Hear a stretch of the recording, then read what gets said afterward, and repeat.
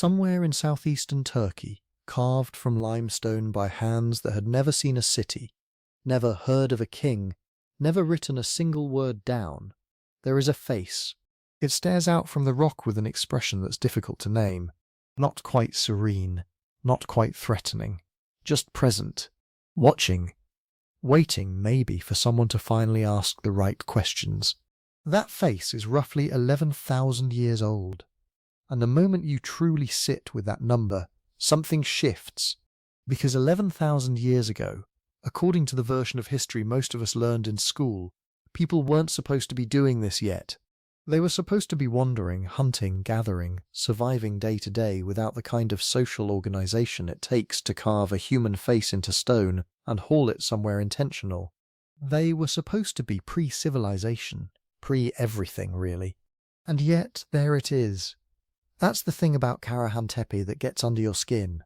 It doesn't fit neatly into the story we've been telling about ourselves. And the more archaeologists carefully, methodically dig into this hillside in the Tek Mountains, the more that story has to stretch to accommodate what's actually there. Not because anything mystical or unexplained is happening, but because the evidence, the stone, the carvings, the architecture, the animal bones and ash and carefully shaped enclosures, all of it is pointing towards something genuinely surprising about what early humans were capable of and why they chose to build at all. Before we go any further, let me just say where this is going and where it isn't. This episode is about Karahan Tepe specifically. What it is, what archaeologists have found there, what the leading interpretations are, and where genuine uncertainty still lives. We're going to follow the evidence carefully. When something is well established, I'll tell you. When something is a working hypothesis, I'll tell you that too. And when something is genuinely still unknown, we are going to sit with that rather than rush to fill the gap with a satisfying but unsupported answer. No ancient astronauts, no lost civilizations in the science fiction sense. Just a site that is strange and significant enough on its own terms that it doesn't need any of that. If you're listening to this right now, I want to know where you are and what time it is. Drop it in the comments, genuinely. There's something quietly remarkable about the fact that thousands of people are lying in the dark in completely different time zones, thinking about the same carved stone face from 11,000 years ago. Berlin at midnight, Melbourne at breakfast. Someone in a quiet suburb where it's just gone 2 in the morning and the house is finally still. That's its own kind of thing. Leave a comment. I read them. And if you'd like to listen without any ads, without any background music, just the story in the quiet, you can follow this show on Spotify. The link is in the description. It supports the work directly, and honestly, for sleep listening, it's the cleaner experience. Now, back to that face. The question at the centre of this episode isn't just what is Karahan Tepe, though we'll answer that thoroughly. The deeper question is something that archaeologists have been wrestling with ever since sites like this started emerging from the soil. What were monumental ritual spaces for before there were cities? Before there were kings to commission them, priests to administrate them, or farmers with a grain surplus to fund them? What were people doing, and why did it matter enough to invest enormous amounts of coordinated labour into shaping stone and space in the middle of nowhere, on a hillside, in a world that we thought was too early for that kind of organised intention? That question doesn't have a single clean answer, but it has several very good ones, built carefully from evidence that are reshaping how we understand the deep roots of human society. And Karahan Tepe sits right at the centre of that reshaping. Here's what we can say with confidence right now. Karahan Tepe is a Neolithic site in what is now southern Turkey, in the same broader landscape as Göbekli Tepe, which you may already know as the site that rewrote the textbooks on early human architecture. The two sites share similarities deep enough to suggest they were part of the same cultural world. But Karahan Tepe is not simply a copy. It has its own character, its own carved figures, its own architectural logic, and features that don't appear anywhere else in the archaeological record. In some ways it's even stranger than its famous neighbour. Serious excavation at Karahan Tepe only began in 2019. Led by Dr. Necmi Karul from Istanbul University, under the auspices of the Turkish Ministry of Culture and Tourism. That means we are genuinely early in the process of understanding this place. Some of what we think we know will almost certainly be revised as more ground is opened. That's not a reason for skepticism about what's been found. It's a reason to hold interpretations a little loosely and stay curious about where the evidence leads next. What has already been found is remarkable by any standard. Massive T-shaped pillars, an extraordinary room filled with carved stone heads emerging directly from the bedrock, figures that blur the line between human and animal. A structure unlike anything else known from this period, shaped in ways that suggest deliberate, considered, repeated use over a long span of time. Evidence of feasting, evidence of water management, evidence, perhaps, of the way early humans understood death and ancestry, and the relationship between the living and those who came before. All of that in a place built by people who, as far as we can tell, did not live there permanently, who came from somewhere else for reasons that mattered enough to make the journey, and who left behind a landscape so carefully shaped that 11,000 years later, it still organizes the space around it. The approach we're going to take here is straightforward. We start with the physical evidence, what's actually in the ground, what it looks like, how it was made, how it was used. Then we move to interpretation, what archaeologists think it might mean and why. Then we sit with the open questions, the things nobody can say yet, and maybe a few things that nobody is entirely sure how to ask. That ordering matters, because a site like this attracts a lot of theories, some careful, some not, and the only way to sort between them is to keep the evidence clearly in view. So let's start at the beginning. Not the beginning of Karahan Tepe's discovery, though we'll get there. The beginning in the sense of place. Where on this planet does a site like this appear, and what does that landscape tell us before we've even looked at a single carved stone? If you look at a map of southeastern Turkey, somewhere between the Euphrates to the west and the Tigris curving down toward Iraq in the east, you find a region called the Harran Plain. It's a wide, flat basin, dusty in summer, cold in winter, edged on its northern and eastern sides by low limestone ridges and rocky plateaus. This is the upper end of what geographers call the fertile crescent, though the word fertile can be a little misleading. It's not lush, it's a landscape of extremes, of seasonal abundance and long dry stretches, of sudden storms and months without rain. But it sits at a kind of geographic crossroads that has drawn human attention for a very long time, and roughly 35 kilometers northeast of the modern city of Şanlıurfa, on a series of rocky limestone hillsides in the Tek Mountains, is where you find Karahan Tepe. The name translates roughly as Black Hill, or Hill of the Black Stone. It's a modest name for what's there. The site itself sits on a natural bedrock outcrop, the kind of elevated position that gives you sight lines in multiple directions, that puts you above the flat ground without putting you so high that the climb becomes impractical. From the right vantage point, you can see the steps stretching out below, interrupted by dry stream beds and the occasional shimmer of a seasonal water source. It's the kind of place that would have made immediate practical sense to people reading a landscape the way their lives depended on it. But Karahan Tepe doesn't sit alone. And this is something worth pausing on, because it changes the entire interpretive picture. Within roughly a 200-kilometer radius of Karahan Tepe, archaeologists have now identified more than a dozen sites that appear to belong to the same cultural tradition, the same broad period, and in many cases the same architectural vocabulary. Göbekli Tepe is the most famous of them, sitting about 35 kilometers to the northwest.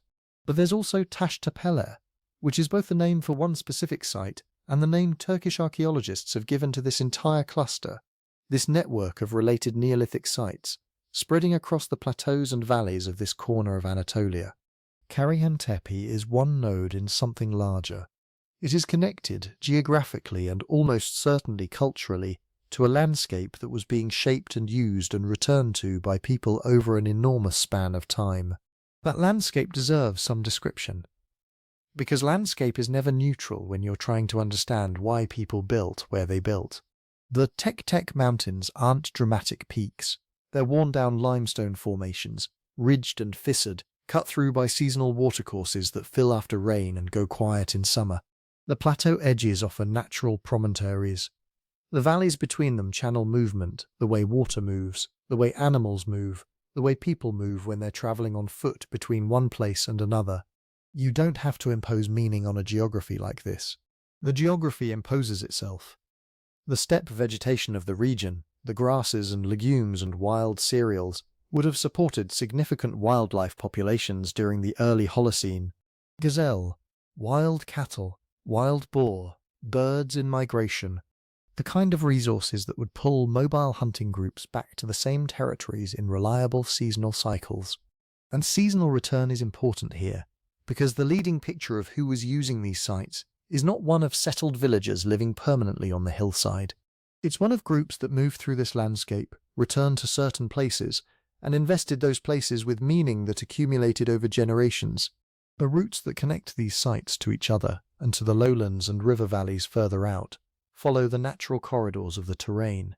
Ridgelines, dry valleys, the logical paths that emerge when you move on foot through broken country and need to find water, avoid dead ends, and stay oriented. Several of the Taş Tepeler sites cluster near locations where seasonal springs or cisterns would have been viable, and Karahan Tepe itself sits near sources of water that would have been critical for any large gathering. Water shapes everything in an arid steppe environment. Where water appears, people follow. Where people follow with enough regularity, meaning starts to accumulate. This brings us to what archaeologists have started calling a ritual landscape. Not one temple, not one isolated monument dropped into an empty countryside, but a distributed network of special places, spread across a region, connected by physical routes and probably by shared cultural practice, shared stories, shared reasons for coming and returning. Think of it less like a cathedral standing alone in a field, and more like a set of sacred sites spread across a region that people navigated between over the course of a year or a lifetime. The landscape itself was organized. The individual sites were nodes in something relational. That concept, the ritual landscape, is an interpretive framework, not a proven fact, and it's worth being clear about that. But it's grounded in the spatial distribution of the sites themselves, in the similarities of their architecture and carved imagery, and in what we understand about how mobile and semi-mobile groups typically relate to significant places. It's a working model with real evidence behind it, and it shapes the questions archaeologists are asking at Karahan Tepe now. Now, when did all of this happen? The broad answer is that Karahan Tepe was in active use somewhere in the range of 11,000 to 9,500 years ago, which places it in a transitional period that geologists call the boundary between the late Younger Dryas and the early Holocene. The Younger Dryas was a sharp, cold, dry period that interrupted the warming trend after the last ice age. It ended roughly 11,700 years ago, quite abruptly by geological standards, and what followed was a climate shift toward warmer, wetter and more stable conditions across much of the Near East. This shift mattered enormously for human populations. It opened up new opportunities.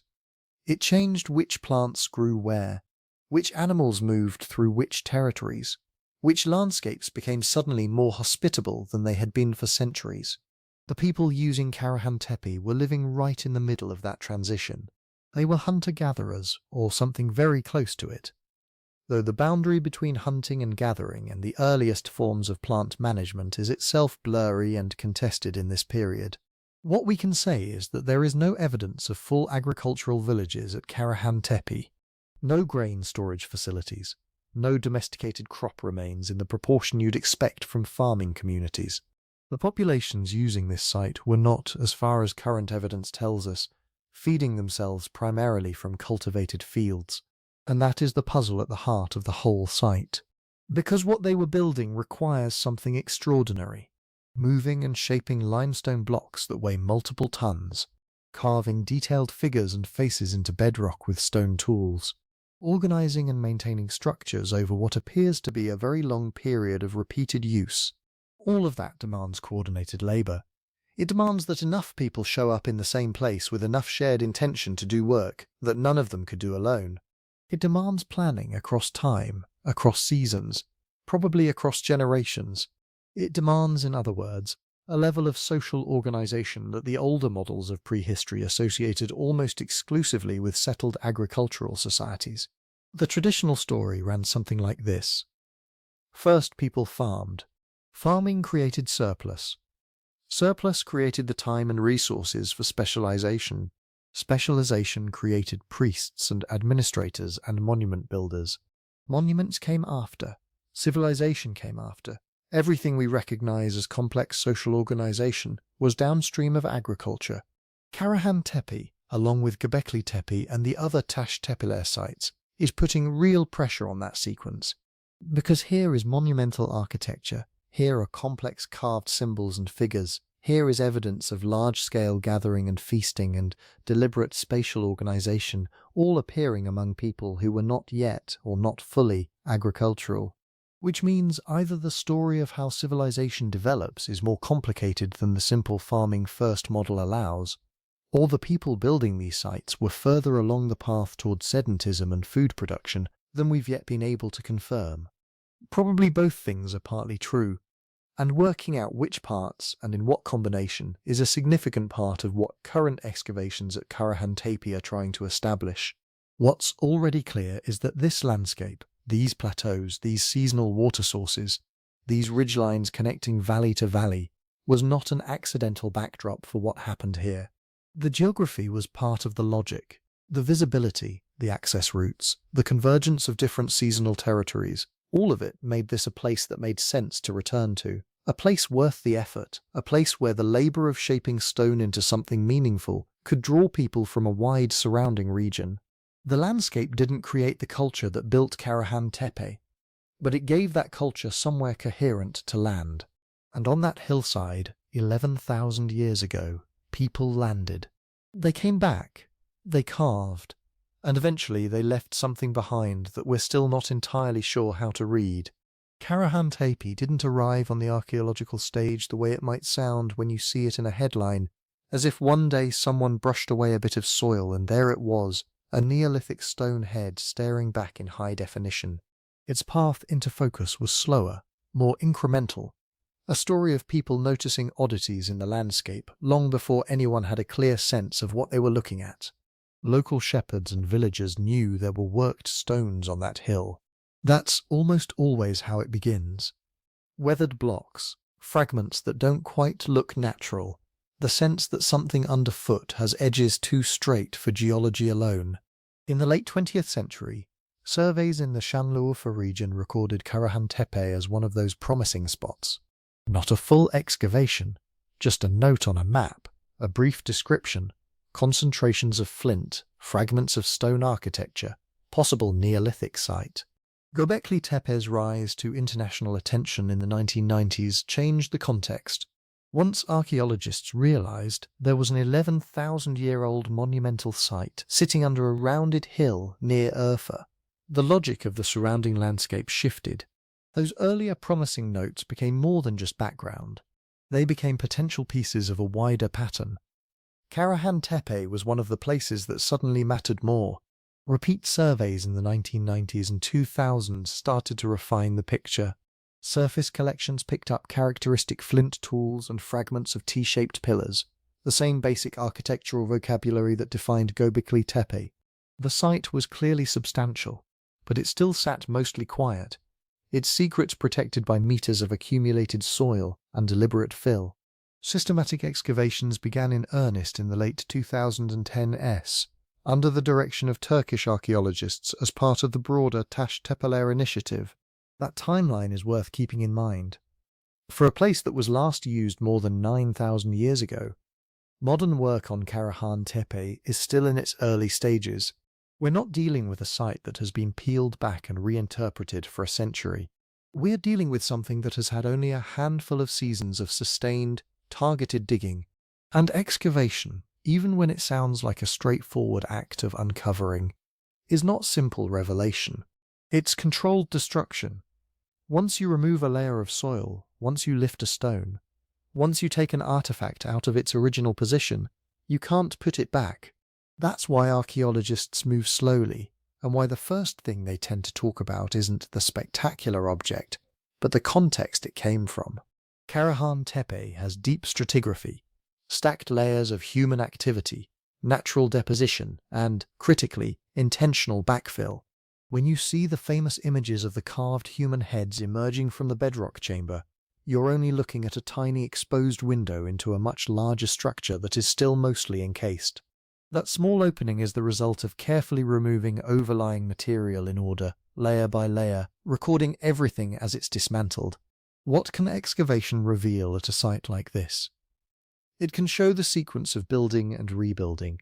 It can tell you which walls cut into which floors, which pits were dug before which enclosures, where fire was repeatedly lit and where it almost never was. It can show you that a T-shaped pillar was set into a carved socket, adjusted, and then wedged with smaller stones. It can show you that a basin was smoothed and re-smoothed over years of use. It can't give you a transcript of what people said when they stood in those spaces. It can't, on its own, tell you what every carved symbol meant to the people who made it.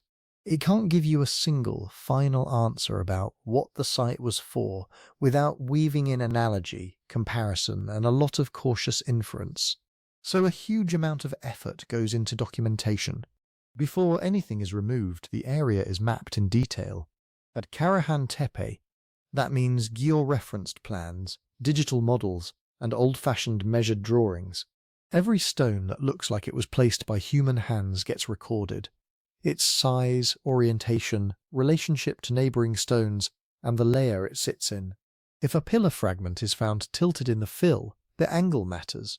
It might tell you whether it fell in place, was pushed over, or was reused as packing material. Stratigraphic layers are described one by one. Texture, colour, composition, inclusions. Is this a collapsed wall layer, full of angular stones and crumbly mortar? Is it a trampled surface, rich in tiny flint chips and bone fragments? Is it a deliberately poured fill, homogeneous and compact, brought in from outside to bury a structure?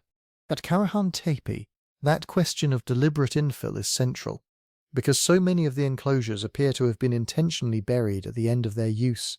Tool marks on the bedrock and on shaped stones are logged as well. Parallel grooves can show where stone axes or picks were used to carve channels. Smooth patches can indicate long-term wear from feet or water or repeated handling. Tiny details like the direction of chisel lines can reveal how carvers approached a surface, where they stood, and in what order they worked. All of this gets tied to context numbers, grid squares, elevations. When an animal bone comes out of a specific layer on the floor of an enclosure, its precise location isn't trivia. It might later help date that phase, or indicate what kinds of activities took place there. When a fragment of carved limestone is found in the backfill of a later pit, that tells a story about reuse and the afterlife of older structures. From the inside, the language used to describe all of this is dry, technical, and full of qualifiers. From the outside, what the public often sees are headlines. World's oldest cult center. Skull cult temple discovered. Stone heads from 11,000 years ago stun experts. The gap between those two registers is enormous. Archaeologists working at Karahan Tepe know that they're dealing with something extraordinary in chronological terms. They also know how easy it is to overpromise, especially in the early years of excavation when the exposed sample of the site is small and partial. So formal publications and conference presentations tend to be cautious. Phrases like possible ritual use, interpreted as provisionally dated to, appear again and again. The language is slow because the evidence is still accumulating. Media outlets, on the other hand, need quick, digestible narratives.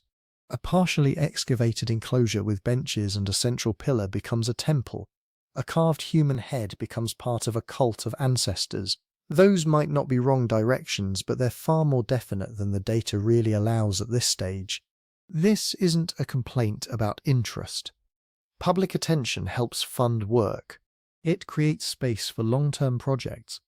But it does mean that any firm story you hear right now about Karahan Tepe should be held lightly, with an awareness that it rests on a sample of the site that is far from complete.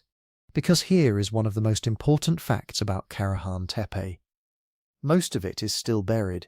Remote sensing, surface mapping, and the visible contours of the mound all indicate that the area currently open in excavation trenches is just a fraction of the total. The stone head chamber that has captured so much attention is only one feature in a cluster.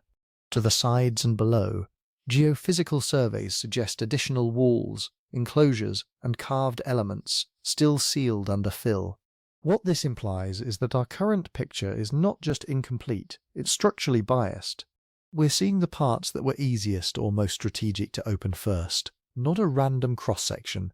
Future seasons may reveal additional enclosures with very different layouts. They may uncover domestic-like areas, storage zones, or activity spaces that complicate a simple temple complex reading. They may find evidence for episodes of rebuilding that stretch the chronology of use in unexpected ways. Early interpretations almost always shift under this kind of pressure. Göbekli Tepe is a good example. Initial work there in the late 1990s encouraged a view of isolated circular temples on an otherwise unused hilltop. As more of the site was exposed, the picture became more layered. Different phases of construction and infilling, smaller rectangular buildings, areas that look more like everyday working spaces appearing alongside the monumental architecture. The story didn't collapse. It became more interesting, more complex, less easy to summarize in a single sentence. The same is almost certainly going to happen at Karahan Tepe. The first wave of publications has necessarily focused on the spectacular, the bedrock chamber with its row of phallic stone projections and the human head rising from the floor, the T-shaped pillars, the carefully carved benches. Those features are real. They're not going to disappear. But how we understand them, what kinds of gatherings they belonged to, what sequences of use and closure they participated in, will likely evolve as the exagation area expands and as the more mundane, less photogenic parts of the site are brought into the conversation. For now, Karahan Tepe is a collection of carefully exposed windows into a much larger buried architecture. Through those windows we can already see hints of planning, repetition, and symbolic investment. The job of the modern dig is to widen those windows without distorting what lies beyond them, to build a narrative that can flex and adjust as new walls, new floors, and new carved faces slowly come into the light. If most of Karahan Tepe is still buried, how do we even know how old it is? We don't have inscriptions, no foundation plaque saying year 3 of King whoever, no pottery with well-dated styles. Karahan Tepe belongs to what archaeologists in this region call the Pre-Pottery Neolithic, and that label already tells you the first big absence. No ceramics, no nice, easily classifiable bowls and jars to hang dates on. So instead, dating becomes a kind of forensic science. You're trying to build a timeline out of things that were never meant to be clocks. The main tool is radiocarbon dating, not of the stone, but of the fragile organic material tucked into the same layers as the stone architecture.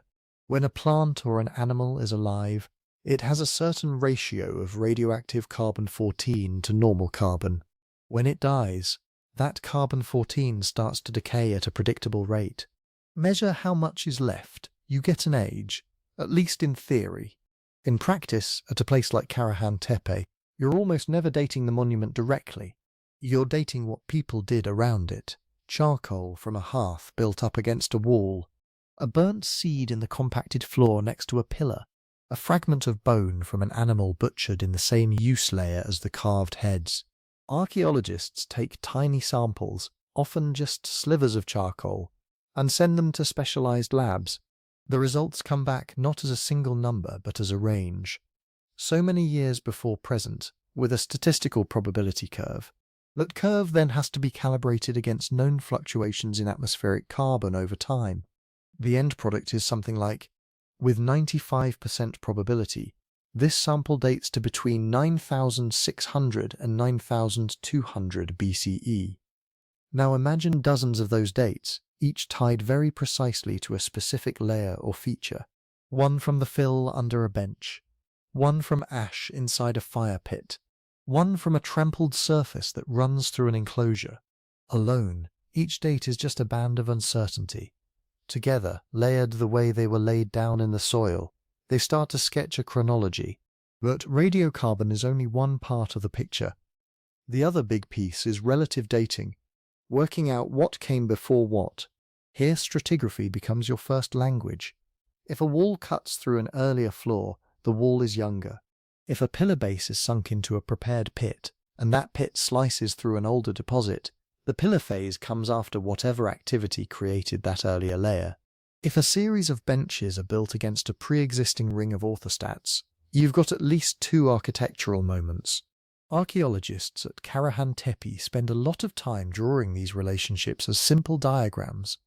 Lines for walls, shaded areas for floors, arrows for cuts through.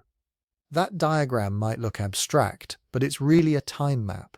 It tells you that Enclosure A had at least three major phases: initial construction, use and modification, and then intentional burial. Tool styles add another set of clues. The flint points, scrapers, and blades scattered through the layers at Karahan Tepe belong to a technological tradition we recognize from across the region. Certain point shapes, ways of preparing cores, methods of blade production all match what's known from early and middle pre-Pottery Neolithic sites in southeastern Anatolia and northern Mesopotamia. When you find the same toolkit made in the same way, in datable contexts across multiple sites, you start to be confident that you're dealing with roughly the same slice of time. And then there's architecture itself. The big T-shaped pillars, the arrangement of enclosures, the way benches hug the walls, all resonate strongly with what we see at Göbekli Tepe and other Taş Tepeler sites that have their own radiocarbon series. No one is arguing that Karahan is a copy of Göbekli, but they clearly speak a shared architectural language. That shared grammar is another anchor, tying Karahan Tepe into the broader pre-Pottery Neolithic world. All of this sounds neat and orderly when described from a distance. In reality, the ground refuses to cooperate. Charcoal samples might not be from the moment you think. There's what archaeologists call the old wood problem. If someone in the Neolithic cut down a tree that had already been alive for a few hundred years, burned the wood, and left charcoal in a hearth next to a pillar, the radiocarbon date you get is not the date the fire was lit. It's the date the tree stopped growing. You might overshoot the real activity by centuries. Deposits also get mixed. Burrowing animals, later human visitors, roots pushing through layers, even water movement can disturb sediments. A charcoal fragment can migrate down into an older layer. A bone can be dragged up into a younger one. When you get a radiocarbon date that doesn't fit the sequence, a suspiciously old date sitting above younger ones, or vice versa, you have to ask whether the sample has moved, whether the layer was already a jumble when it formed. Later disturbance adds another layer of complexity. Karahan Tepe isn't frozen in time. After its main use phases, people came back. They dug pits, they robbed stones, they may have reused parts of the mound in ways we don't fully understand. Islamic period graves have been found at Göbekli Tepe. Similar late intrusions are possible here too. Every later cut, every intrusive feature, is a chance for older material to be redeposited in younger contexts. This is why archaeologists are cautious about over-precision. When you see 11,000-year-old stone heads in a headline, it's not based on a calendar date, constructed on Tuesday, September whatever, 9600 BCE, at 3:14 in the afternoon. It's a shorthand for a broad window of time. Most of the radiocarbon evidence so far places the main monumental phase of Karahan Tepe somewhere in the early pre-Pottery Neolithic, broadly within the same early Holocene horizon as Göbekli Tepe's big enclosures. Think roughly between 9600 and 9000 BCE, give or take a few centuries in each direction. Different features may nudge toward the earlier or later end of that band. Later use or reworking might stretch activity at the mound down into the 8th millennium BCE, but around 11,000 years ago is a fair, round number way of situating the site in the public imagination. That round number is doing a lot of work. It tells you that Karahan Tepe belongs to a world before pottery, before metal, before cities, before formal writing systems of any kind. A world in which domestication of plants and animals is just beginning to take hold, unevenly, region by region. A world brushing up against the end of the Younger Dryas, the last sharp cold snap before the climate settles into the relatively stable warmth of the Holocene. And this is where dating stops being just a technical exercise and starts to matter for the bigger story. Once you place Karahan Tepe in that early Holocene window, You can line it up with independent climate records, lake cores, cave stalagmites, glacial melt histories.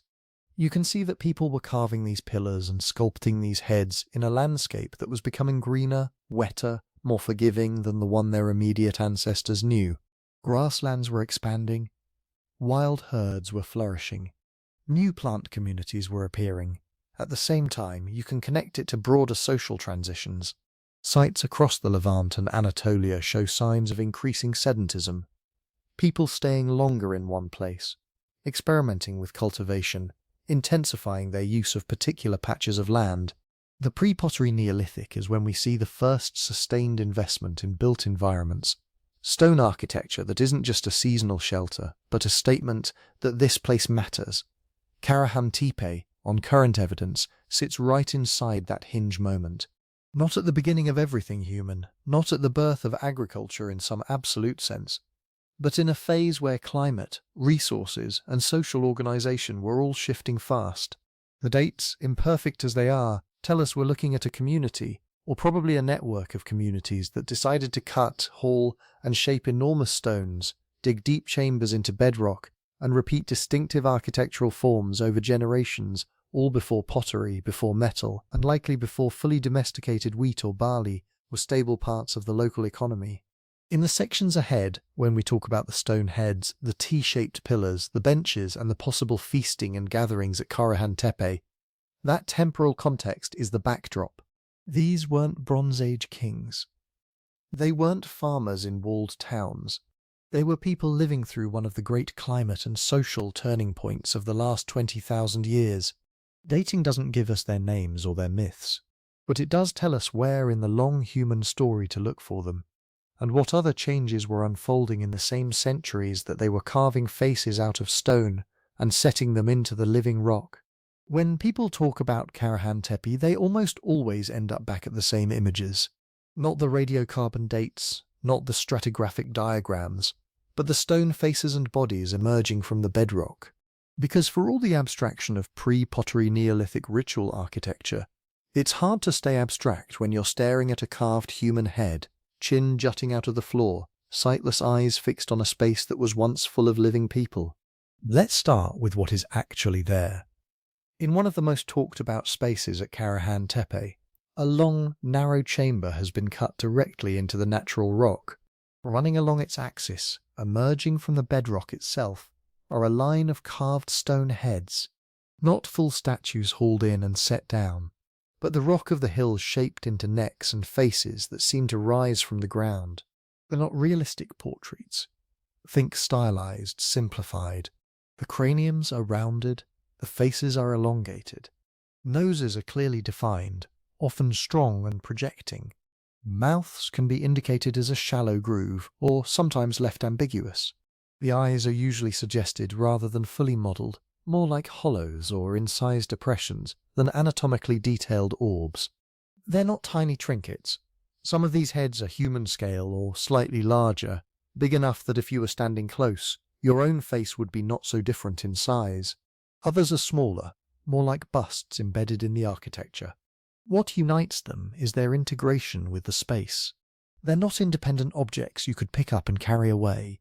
They are the room. Carving-wise, they sit in an interesting place between rough-hewn and carefully finished. You can still read the blows of stone tools in the facets of the cheeks or the curve of a skull. At the same time, it's obvious this wasn't casual doodling. The sculptors understood the stone, exploited natural planes and fracture lines, and brought out recognizable forms with surprising economy of detail. In some cases, heads appear in relation to more complete bodies. Karahan Tepe has produced carved human figures in high relief, including a striking upright male figure with strongly emphasized neck and shoulders, and clearly indicated sex. The style again is not naturalistic in the modern Western art sense. Limbs can be tubular, torsos smooth, muscles simplified into bulges and ridges, but there is an insistence on certain elements. The curve of the back, the angle of the shoulders, the relationship between head and body. Scale matters here. These are not tiny amulets tucked into a pocket. When bodies appear, they're often close to life size, or at least large enough to register as corporeal presences in a room. The upright male figure, for example, isn't towering like a colossal statue, but it stands at a height that would put its carved face somewhere around chest or shoulder level for an adult human standing near it. Intimate, not overwhelming. Placement is just as important as form. Those bedrock heads don't float randomly in space. They're aligned, oriented, repeating along the axis of a carefully shaped chamber. The carved bodies, where we have good context, are positioned in relation to architectural features. Thresholds, benches, pillar zones. One head projects from a wall at a height that would have put it directly into the sightline of anyone entering the space. Others are low, forcing your awareness down toward the floor. This choreography of gaze and movement is one of the clearest things we can say. Whoever planned these rooms thought hard about how people would move, where they would look, how stone faces would intersect with human bodies. Technically, the work sits comfortably within the broader tool tradition of the time. There's no evidence of metal chisels or exotic techniques. Everything we see could be done with flint and hard hammerstones, pecking, grinding, smoothing. If anything, the sophistication lies less in raw carving skill and more in the conceptual step, deciding to turn living rock into enduring human semblances at this scale, in these positions. What do they mean? This is where the ground gets softer. We can list possibilities, but each one is a hypothesis, not a solved puzzle. One cautious reading is personhood. In many societies, giving something a face is a way of recognizing it as a kind of person, even if it's not a literal human individual. The carved heads could be embodiments of someone or something that mattered, not necessarily portraits of named individuals, but presences with roles. They might be ancestors, not in the strict genealogical sense of this is great-grandmother so-and-so, but as condensed figures standing in for a remembered past. In communities without writing, without archives or photographs, faces and bodies carved into stone are one way to make the idea of those who came before tangible, visible, anchored to a place. They might be mythic beings, creatures from origin stories, culture heroes, beings associated with landforms or animals. If Karahan Tepe was a place where stories about the world were told and retold, populating the architecture with carved figures would weave those stories directly into the walls. They could even function as symbolic guardians.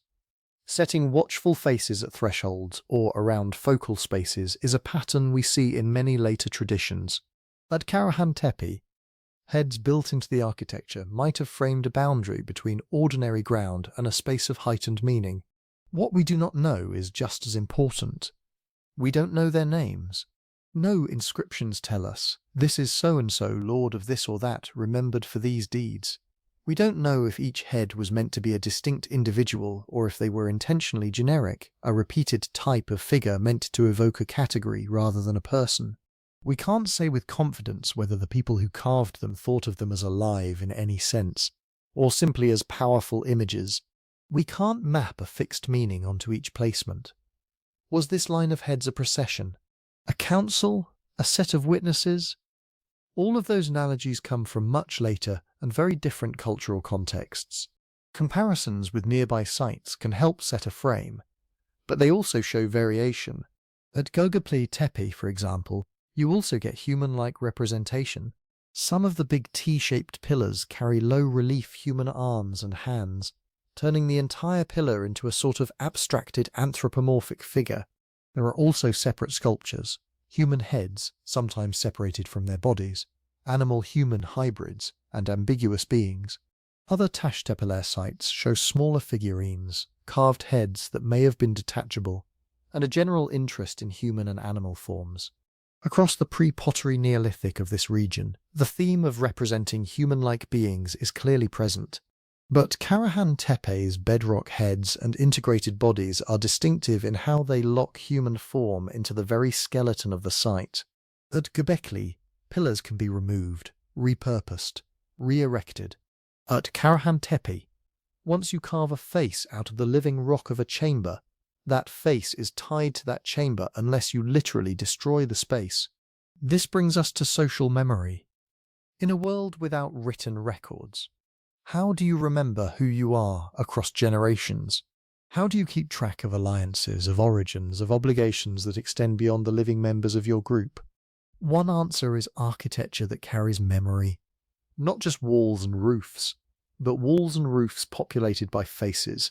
A carved head is a durable mnemonic.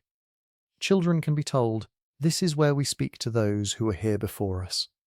Elders can point, "This place belongs to such and such people. Their faces are in the stone." Stories can be attached to specific figures. When you stand between these two heads, remember the time when you don't need a literal one-to-one mapping of head to individual for this to work. The power lies in repetition. Every time people gathered in these chambers, every time someone ran their hand along a stone nose or glanced at a line of faces while listening to a story, the association between place, people, and past would deepen. The stone doesn't preserve the stories themselves. Those are gone. But the choice to fill a chamber with carved human forms, to make human representation a central theme of the architecture, hints that memory and identity were at stake here. These weren't just decorative touches on otherwise functional structures. They were part of how space was made meaningful, part of how groups with no archives, no written chronicles, and no monumental inscriptions could still create a deep, shared sense of we, anchored in rock and face and body. And those same carved beings lead us straight into the next layer of the site's language, the T-shaped pillars themselves, and the strange, consistent grammar with which they are arranged. If the carved heads and bodies at Karahan Tepe are the words that feel most human to us, the T-shaped pillars are the grammar that keeps showing up across the whole region. Strip them down to basics and the form is simple. A vertical shaft, a horizontal block set on top. Together they make a giant stone T. No faces, no legs, just that clean, abstract profile. What's striking is how consistent that profile is once it appears. At Karahan Tepe, Göbekli Tepe, and several of the other Taş Tepeler sites, you see the same basic formula: tall limestone monoliths, roughly rectangular in cross-section, with a clearly defined crossbar at the top. Heights and proportions differ from enclosure to enclosure, and from site to site, but the underlying idea holds: a standing stone with a head that projects. This isn't random boulders propped up because they happen to be handy. It's a repeated type, a form that people recognized, reproduced, and arranged in patterned ways. Now, what was that form supposed to be? Here's where that line between description and interpretation matters. One influential reading, based mostly on Göbekli Tepe but applicable here, is that these T-pillars are stylized human figures. At Göbekli, some of the big T's clearly carry carved arms, hands, belts, and even loincloths in low relief along their sides. When you see those, it's hard not to read the upright shaft as a torso, the crossbar as shoulders, the whole thing as a standing being. Karahan Tepe's pillars, as far as current excavation shows, are generally less lavishly decorated. We don't yet have the same density of carved arms on pillar edges that Göbekli has made famous, but the basic geometry is there, and some pillars do carry incised lines, abstract motifs, or shallow reliefs. A few hint at that same body plan. Vertical as trunk, horizontal as upper body. Still, they are people is an interpretation, not a proven fact. They could be person-like. They could be markers of presence, embodiments of something that is not strictly human but is someone in the cosmology of the builders. They could even stand in for multiple categories at once: ancestors, protective beings, mythic figures, all condensed into a single standardized outline. What we can say is that the T-shape gives these stones a kind of latent anthropomorphism. Even if no arms are carved, a column with a horizontal top just reads differently to a human eye than a pure post. It suggests direction, orientation, an implied front and back. And that might be the point, because once you have this repeatable, semi-anthropomorphic pillar form, you can start arranging them in systematic ways. You can give them roles in space. At Karahan Tepe, T-shaped pillars appear in more than one context. Some anchor circular or oval enclosures. Others stand in more linear or clustered arrangements. We see central pairs. We see perimeter rings. We see solitary pillars paired with benches or thresholds. Every time, there's a sense that somebody was working with a known vocabulary. Two big pillars in the centre, smaller ones around. Pillars aligned along this axis. This kind of pillar in this kind of space.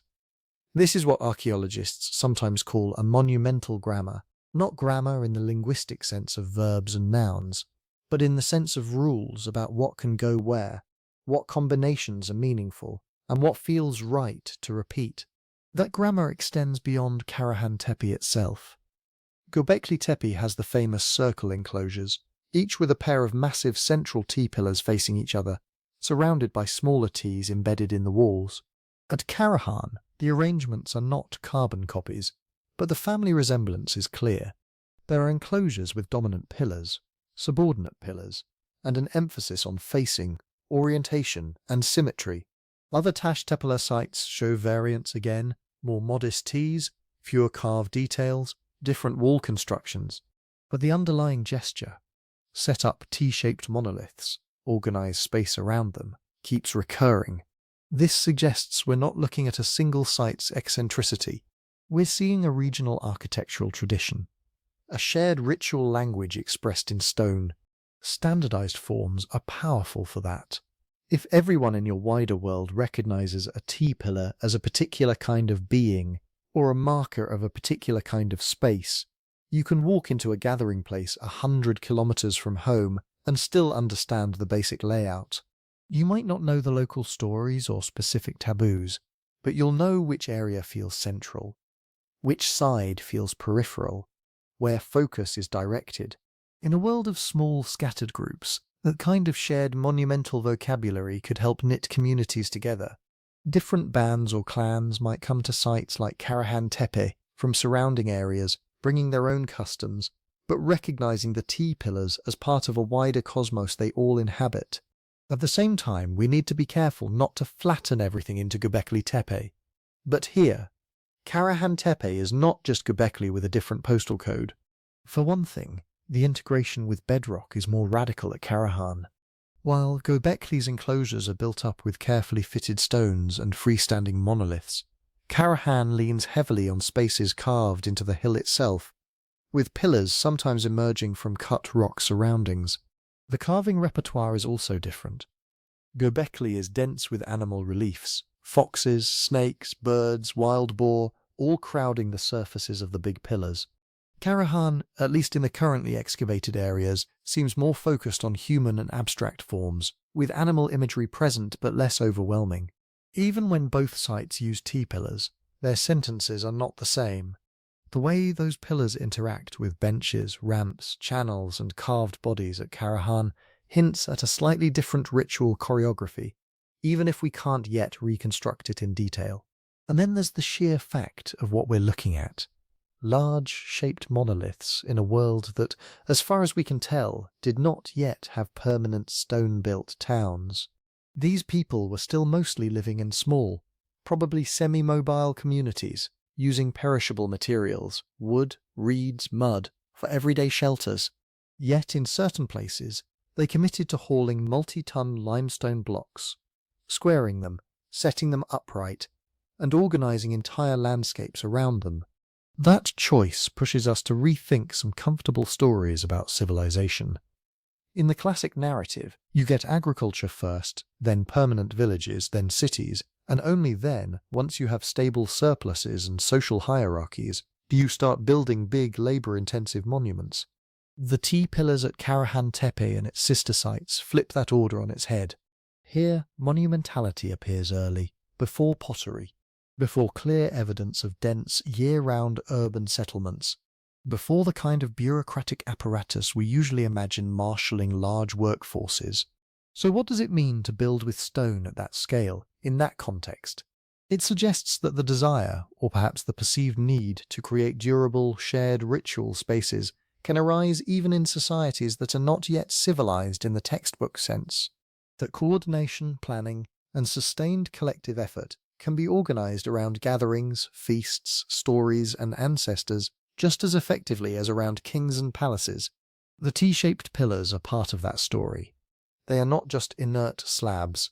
They are the recurring signs that mark out these places as special, as different from daily life. They are the consistent characters in a landscape of ritual that stretches across hills and valleys. Stand among them, and even if we've lost the original scripts, you can still feel that you're in the middle of a sentence written in limestone, using a grammar we're only beginning to sound out. And once you pay attention to that grammar, another layer comes into focus. What these pillars share with other carved forms at the site, from overtly phallic stones to fully embodied figures, and how bodily imagery, human and otherwise, was woven into the architecture of gathering. Once you start noticing the bodily hints in the T-pillars, it becomes harder to ignore some of the more explicit stones at Karahan Tepe, because not all of the uprights here are abstract. Some are unmistakably, deliberately phallic.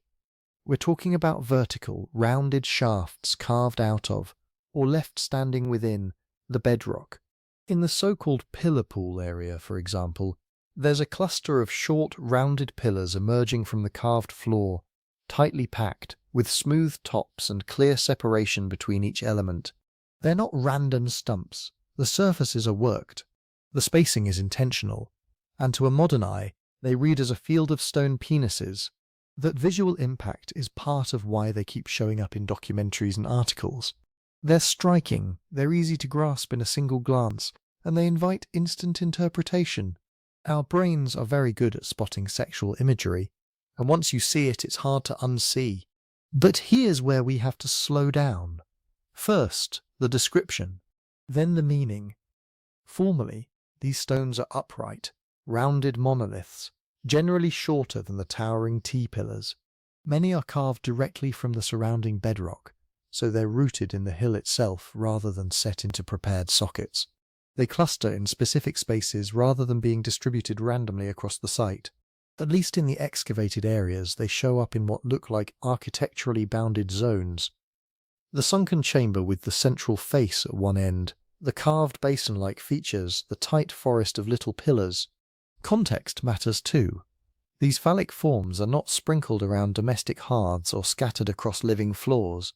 They appear in what archaeologists interpret as special use spaces, enclosed, sometimes sunken, sometimes associated with benches, steps, or carefully shaped walls. Spaces that already feel set apart from the routines of daily subsistence. So we can say, carved stone uprights with phallic overtones, clustered in architecturally distinct areas, often integrated into the bedrock. That's the observation. What they meant is the hard part. The most obvious modern reading is that they're about sexuality, fertility, masculinity, maybe power. That reading isn't baseless.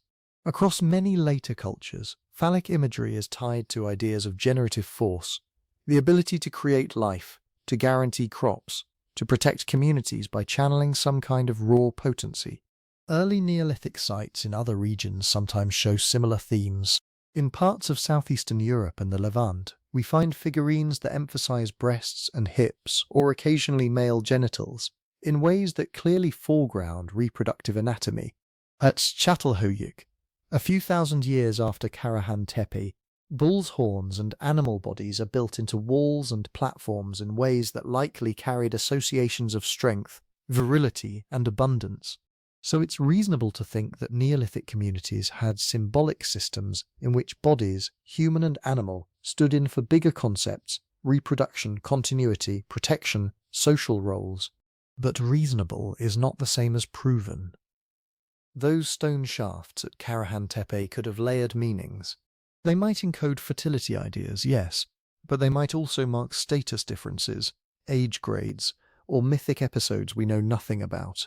A cluster of pillars might represent not a bunch of penises in the way a modern mind jumps to, but a group of beings, a lineage, or a moment in a story that happened to be expressed with a bodily metaphor. Consider the relationship between the T-pillars and the more overtly phallic ones. If the Ts are semi-anthropomorphic, bodies reduced to torso and shoulders outlines, then the carved heads and the carved genitals at the site could be seen as filling in the rest of the figure, but in separated, specialized ways. One space emphasizing faces and gazes, another emphasizing generative organs. Another leaving the body as an abstract presence. That fragmentation of the body, head here, sex there, torso everywhere, could itself be symbolic. Maybe different architectural zones corresponded to different aspects of personhood, identity, reproduction, social ties, protective power. The whole person was never shown all at once, but distributed through the architecture. Again, that's an interpretive model, not a settled fact. What anchors it is the pattern. Bodily forms repeat. They're not accidental, and they show up right at the beginning of large-scale stone architecture in this region. Why would explicit body symbolism appear so early? One possibility is that when communities start investing huge effort into a specific place, hauling stone, carving bedrock, organizing work crews, they also need ways to make that place feel socially and cosmologically loaded. You don't just build a big empty chamber, you populate it with meanings. The easiest way to do that for a human mind is to lean on the most familiar reference point you have, the body you live in. Your own form becomes the template for thinking about the world. Up, down, front, back, center, periphery. All of these spatial ideas can be mapped onto bodies. So can ideas of inside and outside, hidden and revealed, pure and polluted. Genitals in many societies sit right at the crossroads of those oppositions. Powerful but vulnerable, necessary for continuity but often wrapped in rules and taboos. That brings in another angle we can't rule out: humor and taboo. It's easy to imagine these stones only in solemn terms, as if every ritual was heavy and grave. But in many documented traditional societies, ceremonies that deal with sex, fertility, or initiation are shot through with laughter, teasing, and deliberate shock. Jokes and embarrassment can be tools for teaching and bonding. Carved phallic stones in a restricted chamber could have been part of rites that mixed awe with awkwardness, testing the reactions of initiates, marking transitions from childhood to adulthood. Do we know that happened at Karahan Tepe? No. But when we see explicit sexual imagery in other early Neolithic contexts, it is often bound up with controlled access, performance, and social learning, not just with abstract fertility cults. The architecture at Karahan, sunken spaces, limited entrances, built-in focal points, could easily support that kind of use. A different but related theme is protection. In some later Near Eastern traditions, exaggerated genitals or sexual scenes appear as apotropaic symbols, meant to ward off harm, not invite it. The logic is that raw, uncontrolled life force can scare away or overpower dangerous forces. It's possible that the builders of Karahan Tepe saw generative organs not just as symbols of making life, but as shields against what threatened life: disease, drought, misfortune. Here the context of the early Holocene matters again. These communities were living through major environmental shifts. Water regimes were changing. Game distributions were in flux, rooting powerful symbols directly into the bedrock. Quite literally carving potency into the bones of the hill could have been a way of stabilizing a world that felt unstable. Through all of this, it's important to come back to what archaeologists can say with some confidence, and where the boundary lies. We can map where the phallic pillars occur, how they relate to other features, what their sizes and orientations are. We can compare them to similar motifs at Göbekli Tepe and across the wider Taş Tepeler landscape, where overt male anatomy is less common but not absent. We can note that body parts, heads, arms, hands, sometimes genitals, are recurring elements in this regional symbolic toolkit. We can also say that the combination of standardized pillar forms, carved human heads, and explicit sexual imagery suggests a coherent, embodied way of thinking about ritual space. These monuments were not neutral markers. They were someone, or something, to the people who built them. They organized not just movement, but meaning. Beyond that, we're in the realm of carefully framed possibilities. Fertility, masculinity, power, protection, regeneration, social roles, humor, taboo, initiation, all alive hypotheses, some more strongly grounded than others, all needing more data, more context, and more comparative work. What we shouldn't do is collapse those possibilities into neat, single-line explanations. It's a fertility cult. It's a temple of masculinity. Those sound satisfying. but they flatten what was likely a dense web of associations. The safest position is also the most interesting one. These people were using their own bodies as a primary language for thinking about the world, and they were willing to carve that language into stone at a monumental scale. The details of the grammar are lost, but the basic fact of embodiment is written everywhere, and that embodied symbolism doesn't float in the abstract. It's anchored in specific built spaces, enclosures with benches, thresholds, and carefully orchestrated movement. To understand how those phallic pillars and T-shaped bodies actually functioned in practice, we have to look not just at the stones themselves, but at the rooms they're in, the paths that lead to them, and the ways people may have gathered, sat, watched, and participated around them.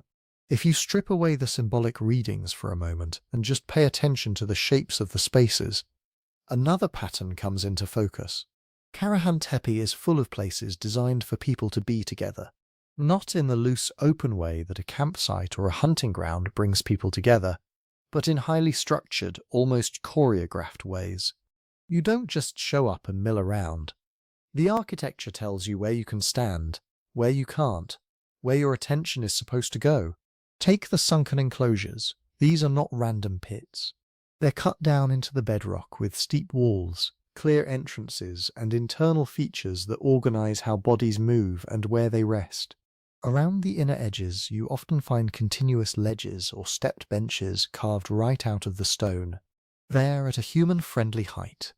You could sit on them. You could line people up along them. You could create a ring of bodies wrapped around whatever is in the middle.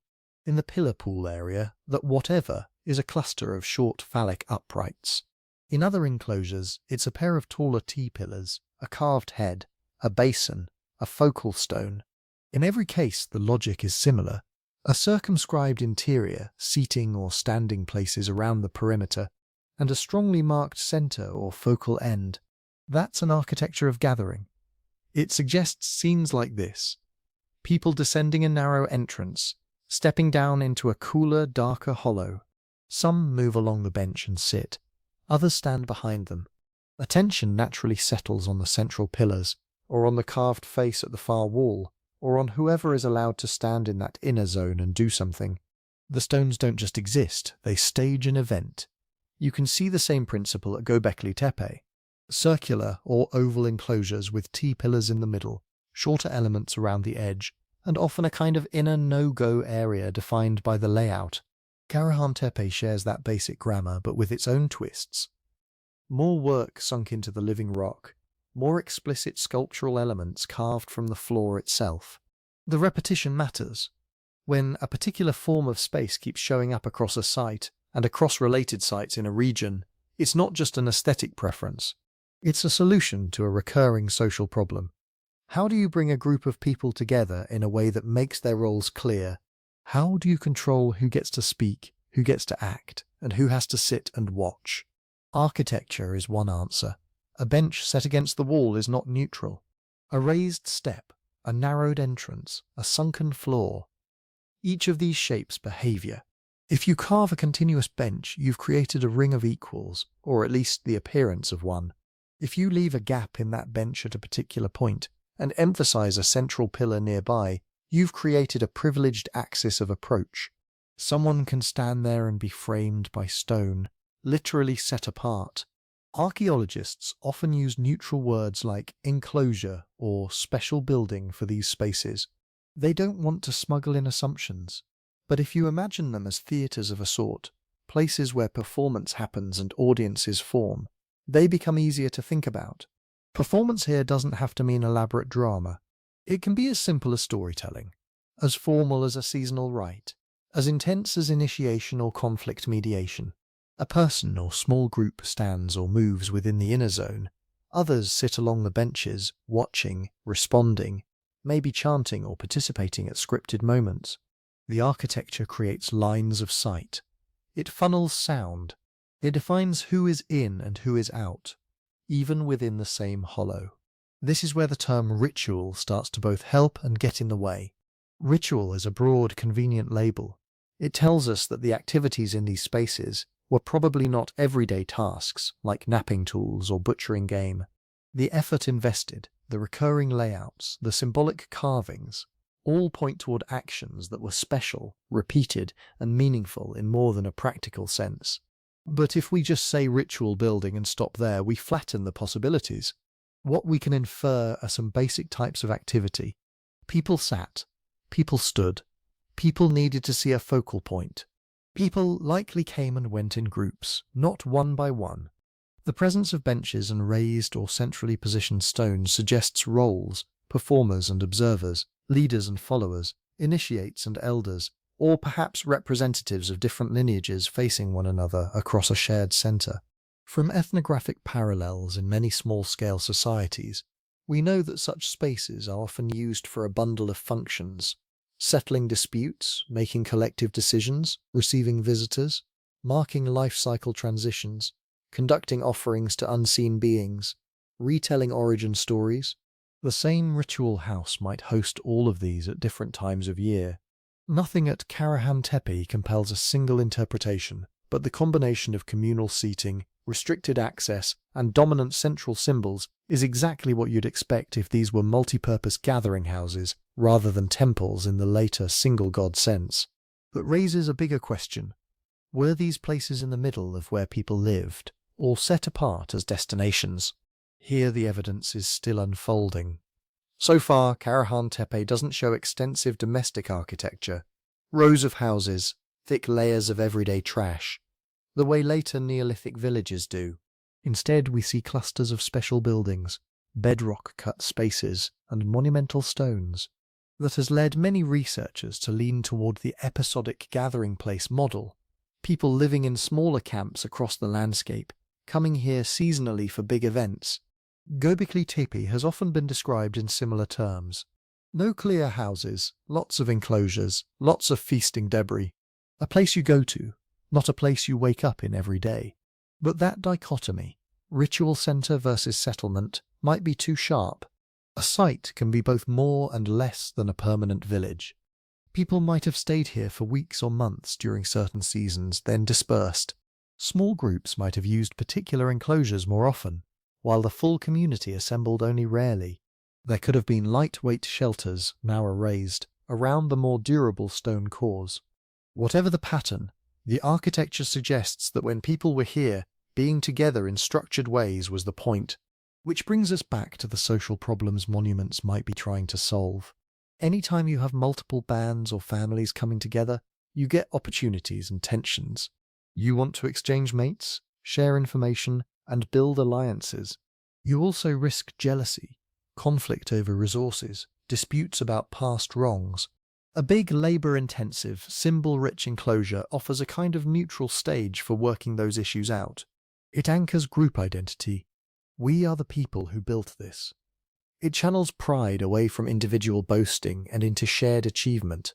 It provides a physically impressive reminder of collective obligations, debts, and histories. At the same time, the internal layout gives you tools for managing status and conflict. Elders on one side, younger people on another. Leaders near the focal pillar, rival factions facing one another across it. Agreements made, oaths sworn, stories told about times when the ancestors, whose presence is suggested by those carved heads and bodily symbols, dealt with similar problems. Ritual, in this sense, isn't a separate sphere from politics or economics. It's the medium through which those things are stabilized.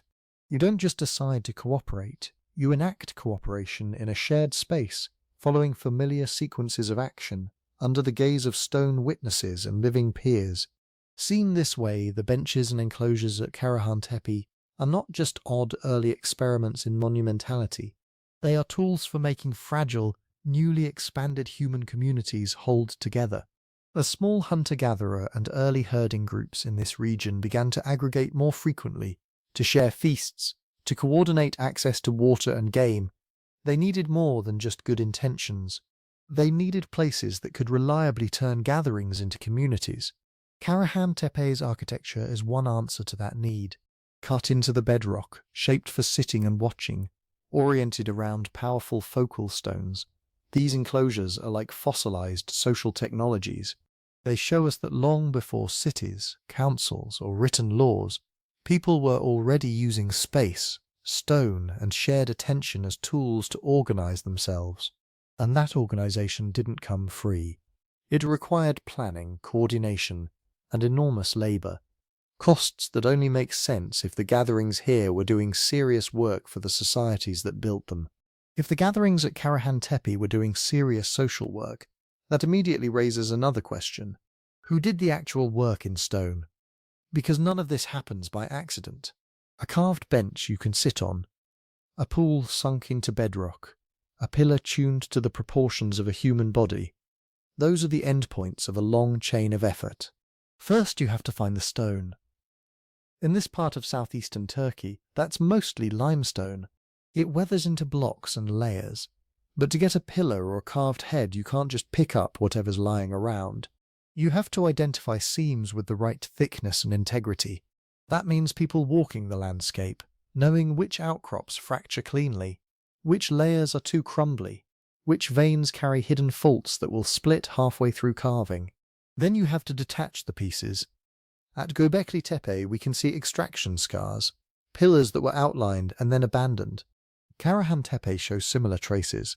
Someone has to mark the block on the bedrock, score channels along its sides, and undercut the base with stone picks and hammerstones. It's loud, repetitive, time-consuming work. You're not doing this between hunting trips as a casual hobby. You're committing days and weeks. After that comes shaping. A T-pillar doesn't just emerge from the quarry.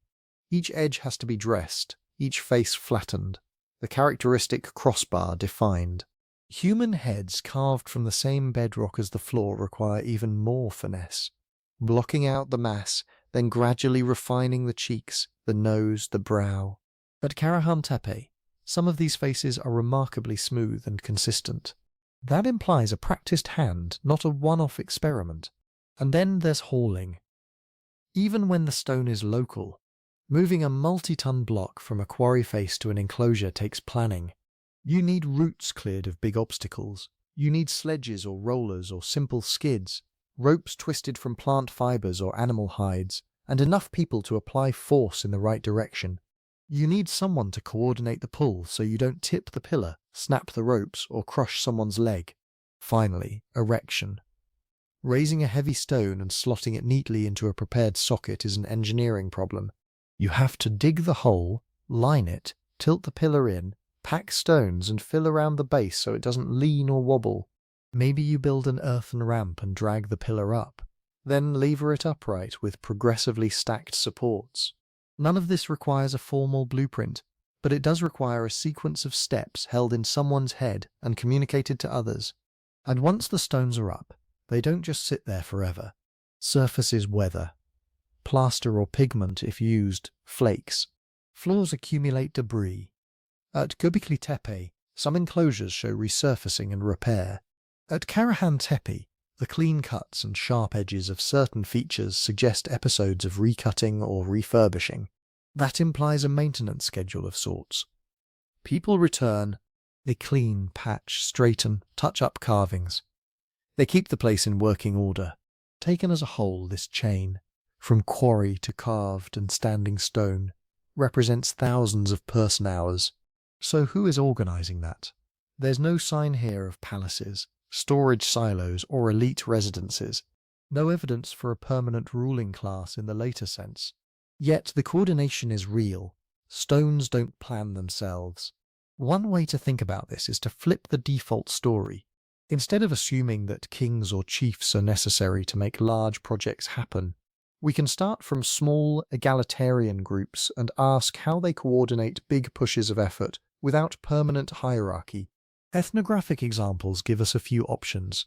You can have councils, elders or respected adults who talk through plans, assign responsibilities, and resolve disputes. Decisions emerge through consensus, not command. Leadership is situational and persuasive rather than enforced by standing armies. You can have specialists who are not elites in the economic sense, but who carry particular authority in certain domains. A master carver whose judgment about stone quality is trusted. A ritual expert who knows the correct sequence for dedicating a pillar. A seasoned organizer who has overseen similar construction before. You can have seasonal leaders. During hunting migrations, one person's skills matter most. During building season, another's do. Authority rises and falls with the task at hand, not with permanent office. Once the stones are up and the ritual cycle completed, everyone goes back to more levelled relations. Karahan Tepe could easily have been managed through this kind of flexible, task-specific hierarchy. No crowns, no tax registers, but a thick web of obligations and reputations. If a lineage failed to turn up for quarrying, everyone noticed. If someone shirked during hauling, stories would follow them home. Which brings us to incentives. Why would people who are already expending energy hunting, gathering, maybe experimenting with herding, take on the extra burden of dragging pillars out of the ground? Part of the answer is probably very simple: feasts. When big communal work is done in small-scale societies, it is often wrapped in consumption. You come to help with construction because there will be meat, grain, drink, maybe rare treats. Hosts slaughter animals they've been fattening. Open stored food showcase their generosity. The work and the feast are two sides of the same event.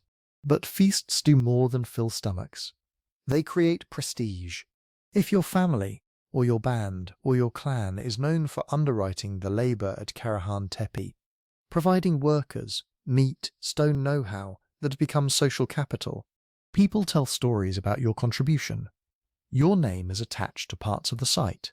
Maybe certain benches, enclosures, or carved motifs are associated with particular groups. That prestige comes with obligations. If your ancestors helped raise the first pillars, you are expected to show up to maintain them. If you benefited from past feasts, you're expected to reciprocate in the future. Labour is not free, but neither is status. There's a running account book written in memory rather than on clay. Shared identity is the glue that holds this economy of effort together. When people say we are the ones who gather at this hill, they're not just talking about belief, they're talking about a set of material commitments. We quarry here, we carve this way, we sit on these benches at these times of year. The site itself becomes a ledger of cooperative acts, a physical record of who has invested in the relationship. Within that system, skilled artisans occupy a special niche. Someone has to remember which limestone beds flake cleanly. Someone has to know how to keep a pillar from cracking as the T-shoulders are cut. Someone has to be able to reproduce a particular style of face, body, or animal motif so that new carvings look right to the community. That knowledge isn't purely individual. It has to be passed on. You can imagine apprentices watching older carvers, trying out techniques on smaller stones, gradually entrusted with more visible tasks. Styles would be learned and corrected. No, the shoulders are too narrow. Our pillars don't look like that. Over time, this creates lineages of craft, not just of blood. You might be child of X, and also student of the master who carved that head. Archaeologically, we see hints of this in the consistency of certain forms across multiple enclosures, and across the wider Taş Tepeler region. The same basic T-shape, similar proportions, recurring ways of representing animals and abstract signs. These are not random. They're signatures of an ongoing teaching tradition. Each new episode of building or refurbishment strengthens that tradition, maybe every few years or every few decades. A bench is extended, an enclosure deepened, a new pillar added. Each time the community revisits the techniques, reenacts the social organization needed to mobilize labor, reaffirms who knows what and who owes whom. What began as a big, perhaps unprecedented effort to cut a first enclosure into bedrock becomes, over generations, a pattern. This is how we do things. Children grow up watching adults work here. Later, they become the ones swinging hammerstones. The site becomes layered, not just physically but socially. And that, perhaps, is the deepest logic behind the enormous investment of effort at places like Karahan Tepe and Göbekli Tepe. You're not just making a stage for one event, or even for one generation. You're making a place that can hold the community together across time. Stone is stubborn. Once a pillar is raised, it outlives its makers. Once a face is carved into the wall of a sunken room, it can stare back at people who never knew the person who shaped it. Investing labour in this kind of material anchors stories, obligations, and identities in something more durable than memory alone. When small, mobile groups decide to sink their sweat into bedrock, they are, in a sense, betting on the future. They're saying, others will come after us who will care enough to keep this going. Our descendants, or our allies, or whoever inherits this hill, will see these stones and know they belong to a chain of work and gathering that stretches beyond any one lifetime. Karahan Tepe, with its carved benches, its cut-down chambers, its carefully raised pillars, is one of the earliest places where we can see that bet made visible. It shows us that long before cities and bureaucrats, humans had already discovered a powerful truth. If you want a community to last, you put its agreements into stone, and you keep coming back to renew them. If people are coming back to renew those stone agreements, something has to make the trip worthwhile. You can't eat pillars. You can admire them, you can fear them, you can tell stories about them. But if you're walking days across a rough landscape, maybe bringing children, elderly relatives, dogs, and everything you need for a week or more, there has to be a reward you can feel in your stomach. This is where archaeologists reach for a concept that shows up again and again in small-scale societies. Feasting. Not just we ate dinner together. Not just casual sharing of whatever happened to be in your pouch that day. Feasting is food turned up to 11. It's excess. It's deliberate concentration of calories, labor, and attention into a limited time and place. The basic idea is straightforward. If you want scattered bands to converge on a single hilltop, you make sure that when they arrive, there will be more food and drink there than they normally see in weeks. Meat roasted in quantities that feel almost wasteful. Fat, marrow, liver. High-value parts handed out in public. Seeds pounded into porridge, maybe baked into early breads or flat cakes. Wild fruits dried and rehydrated. If there is anything fermented, anything slightly intoxicating, this is when you bring it out. Do we have a photograph of a feast at Karahan Tepe? Of course not. What we do have in the broader Taş Tepeler region are patterns. At Göbekli Tepe, excavations have turned up huge volumes of animal bone, heavily dominated by wild game, especially gazelle, aurochs, wild sheep. Many of those bones are broken in ways consistent with marrow extraction. Some come from very young or very old animals, which you wouldn't necessarily target if you were trying to maximize long-term herd stability. There are also large stone basins, some with residues that may be linked to processing liquids, possibly brewing. Karahan Tepe is less fully excavated, and its faunal record is still being built up. Early reports talk about animal remains, but the statistics aren't yet as detailed or widely published as Göbekli's. So when we talk about large-scale feasting at Karahan Tepe specifically, we're partly leaning on analogy, sites of similar age, with similar architecture, in the same cultural orbit, that do show feasting signatures. If future seasons of excavation at Karahan Tepe uncover massive deposits of animal bone concentrated in certain areas, with cut marks, burning patterns, and breakage consistent with intensive butchery and cooking, that will strengthen the feasting case. So will evidence of specialized processing areas, grinding stones clustered together, hearths large enough to cook for crowds rather than for one family, dumps of ash and charred bone that suggest repeated big events rather than everyday meals. Even now, the architecture nudges us in that direction. Benches around enclosures imply people sitting, maybe listening, maybe watching something happen in the center, but they also imply people sharing time. A feast doesn't have to happen right on the benches. It could be in nearby open areas, but the idea of a socially synchronized event fits the built environment. You carve a room that can hold many bodies, and then you give them a reason to occupy it together. Feasts do several things at once. On the surface, they are obvious. They feed you. After long treks and hard work, that alone matters. Underneath, they knit alliances. If your lineage slaughters 2 extra gazelle for the gathering, everyone sees your generosity. If another group shows up with baskets of nuts they've collected from a distant valley, that contribution is remembered. The flow of food becomes the flow of obligation. You ate our meat last year. When we are in trouble, we expect you to respond. We shared our surplus with you. When we announce a marriage or ask for hunting partners, you take us seriously. In small, mobile societies, you can't store wealth very easily in objects or buildings, but you can store it in relationships. Big, memorable meals are a powerful way to deposit into that account. Feasting also smooths conflict. Hunter-gatherer ethnography from many parts of the world shows people using food-heavy gatherings to resolve tensions that, left alone, might explode into violence. When everyone is together at a ritual site, there is a structured opportunity to air grievances, trade, arrange future visits, and to do all that in a context saturated with shared pleasure. It is harder to storm off in fury when you've just accepted a generous portion of roasted meat in front of the whole community. Marriage networks fit into this too. A place like Karahan Tepe isn't just a stone theatre. It's a human crossroads.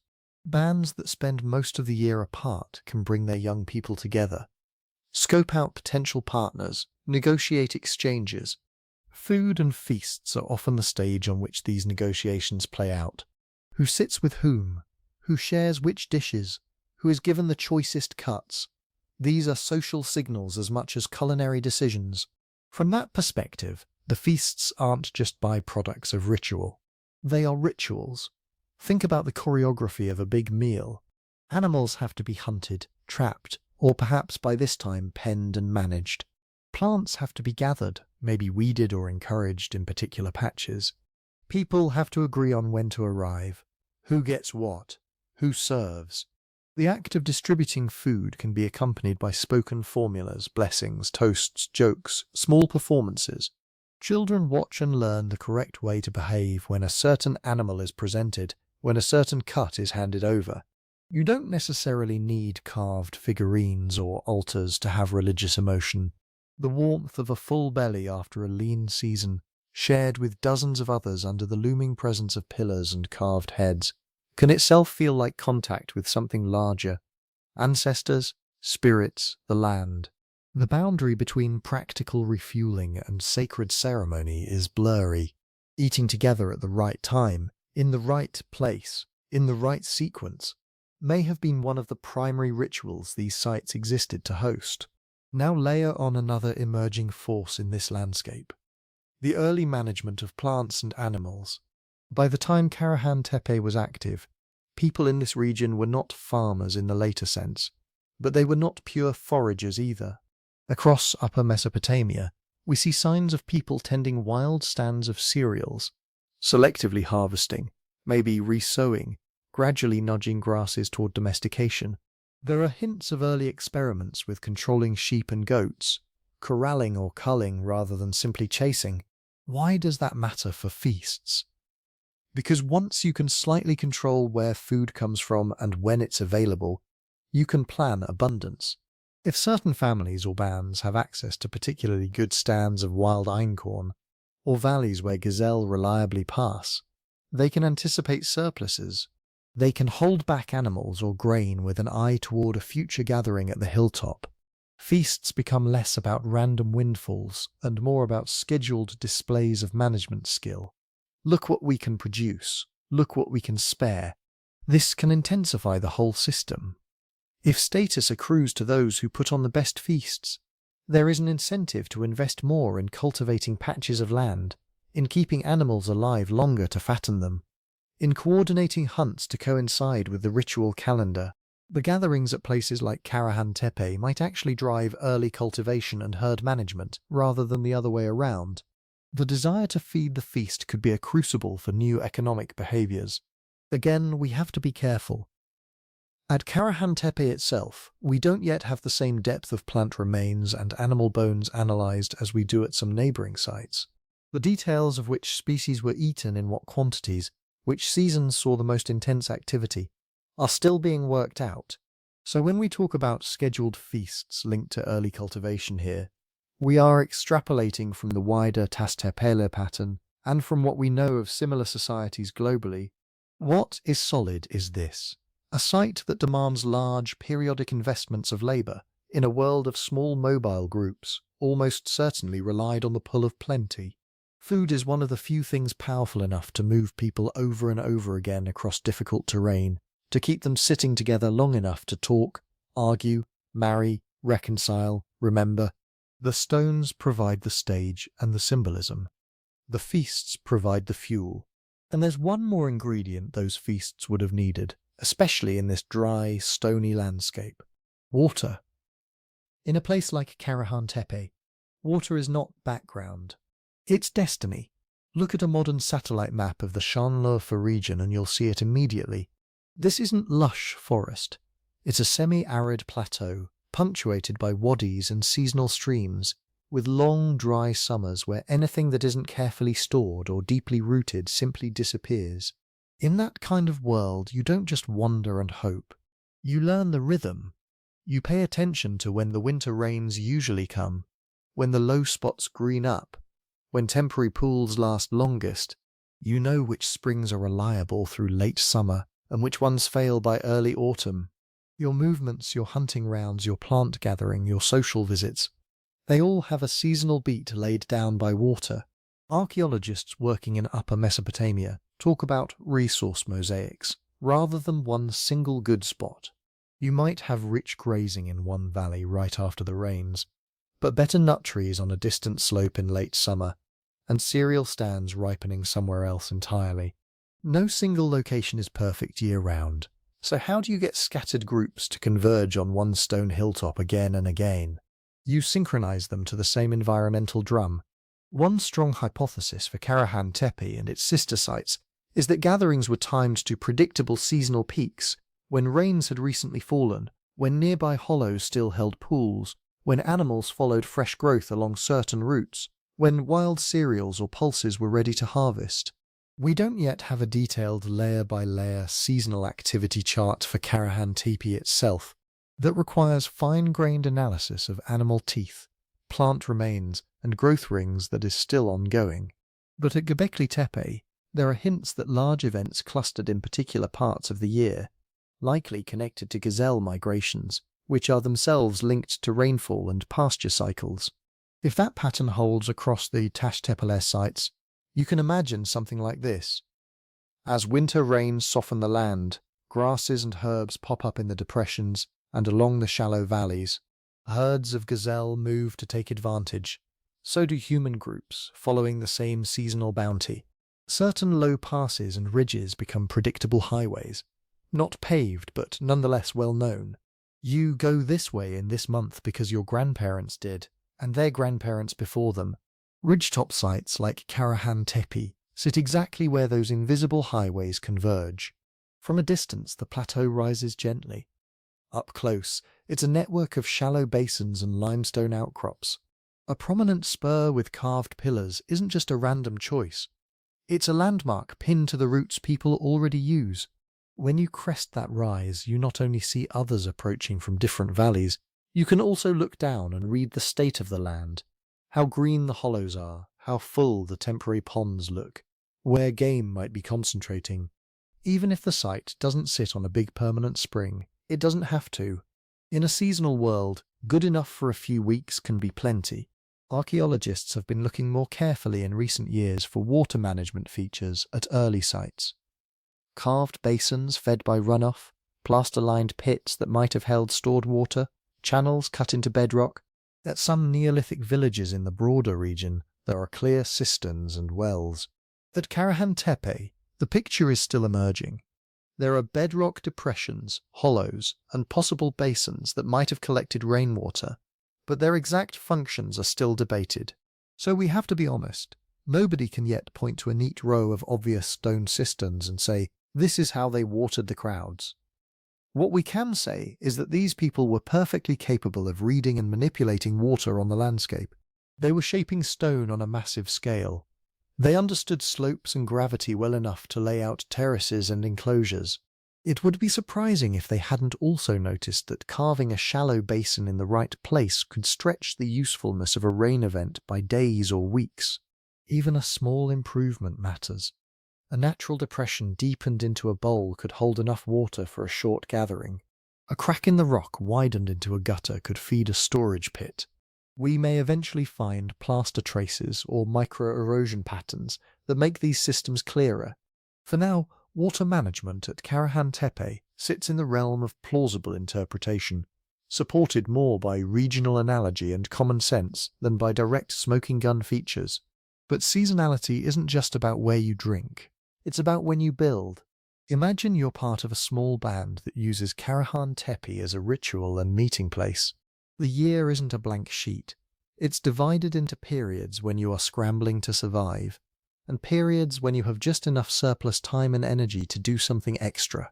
You probably don't carve a multi-ton pillar in the middle of the leanest month when you're worrying about where the next meal is coming from.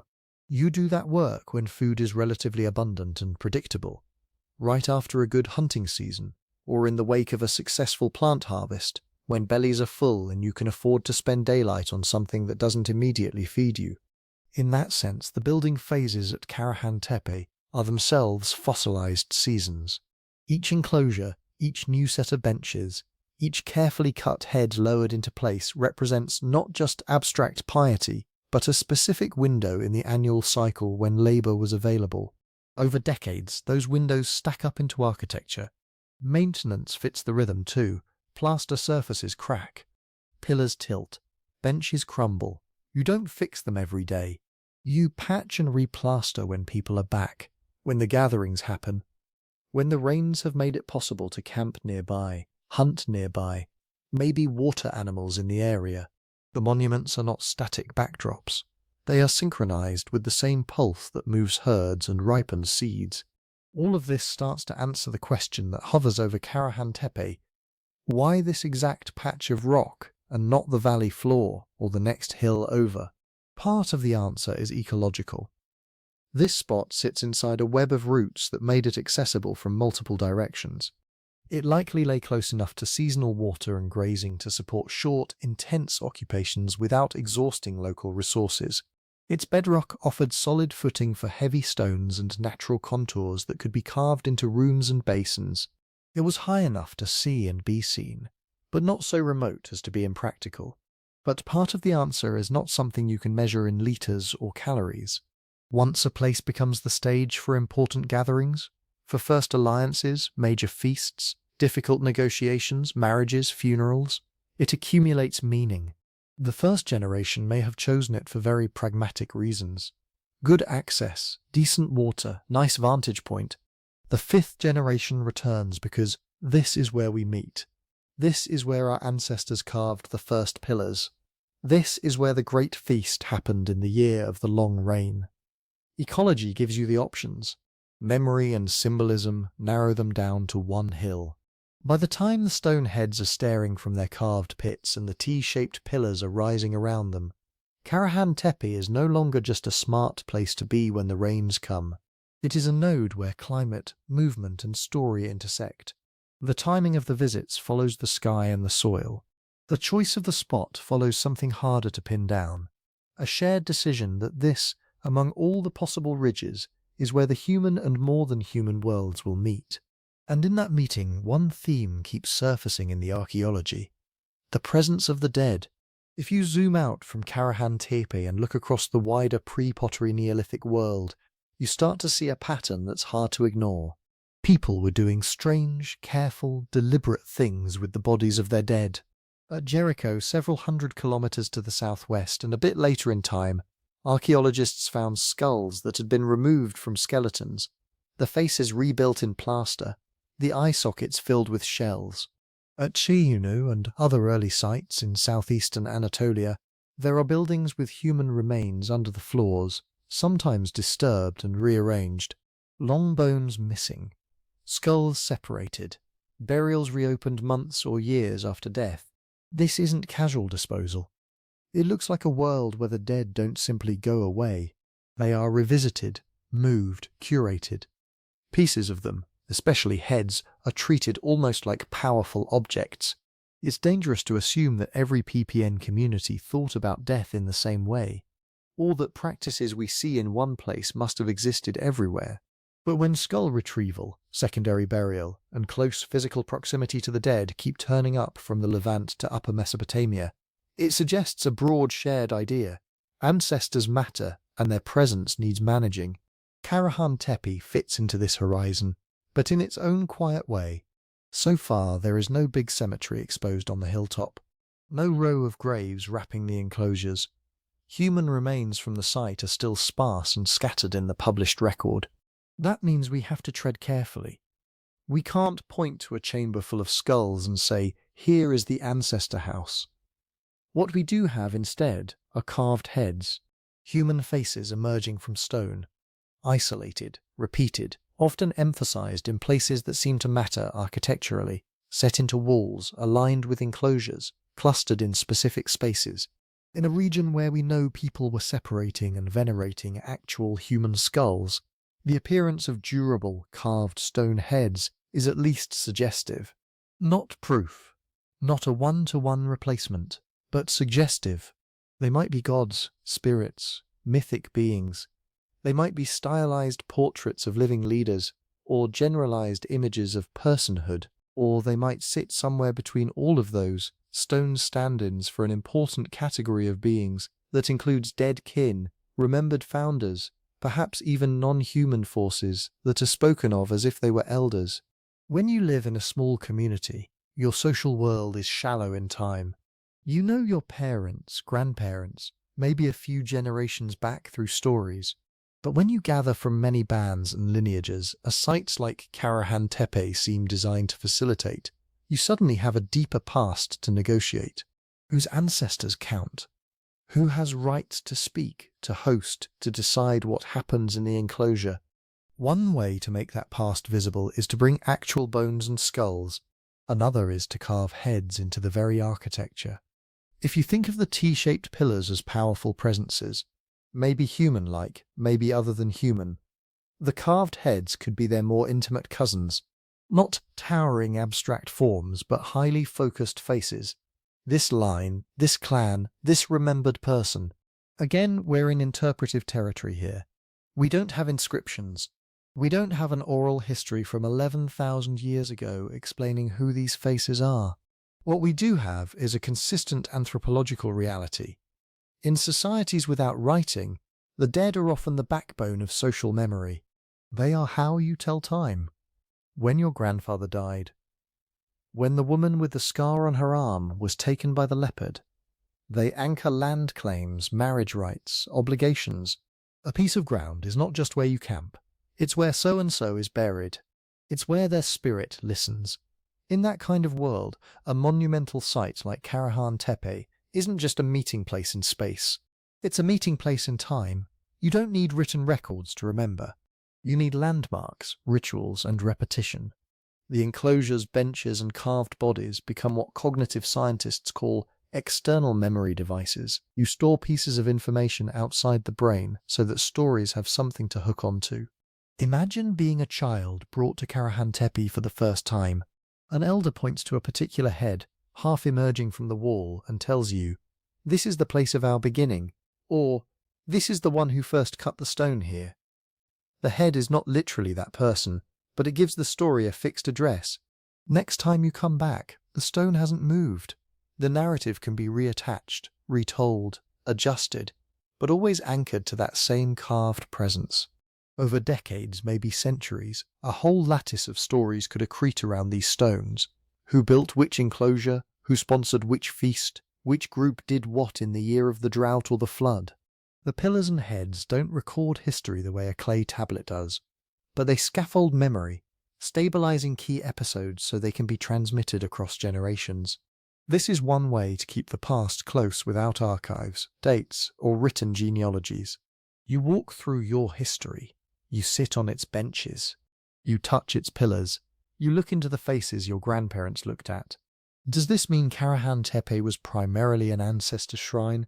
We don't know. The evidence so far doesn't show rows of burials under every floor, or piles of bones tucked neatly along the walls.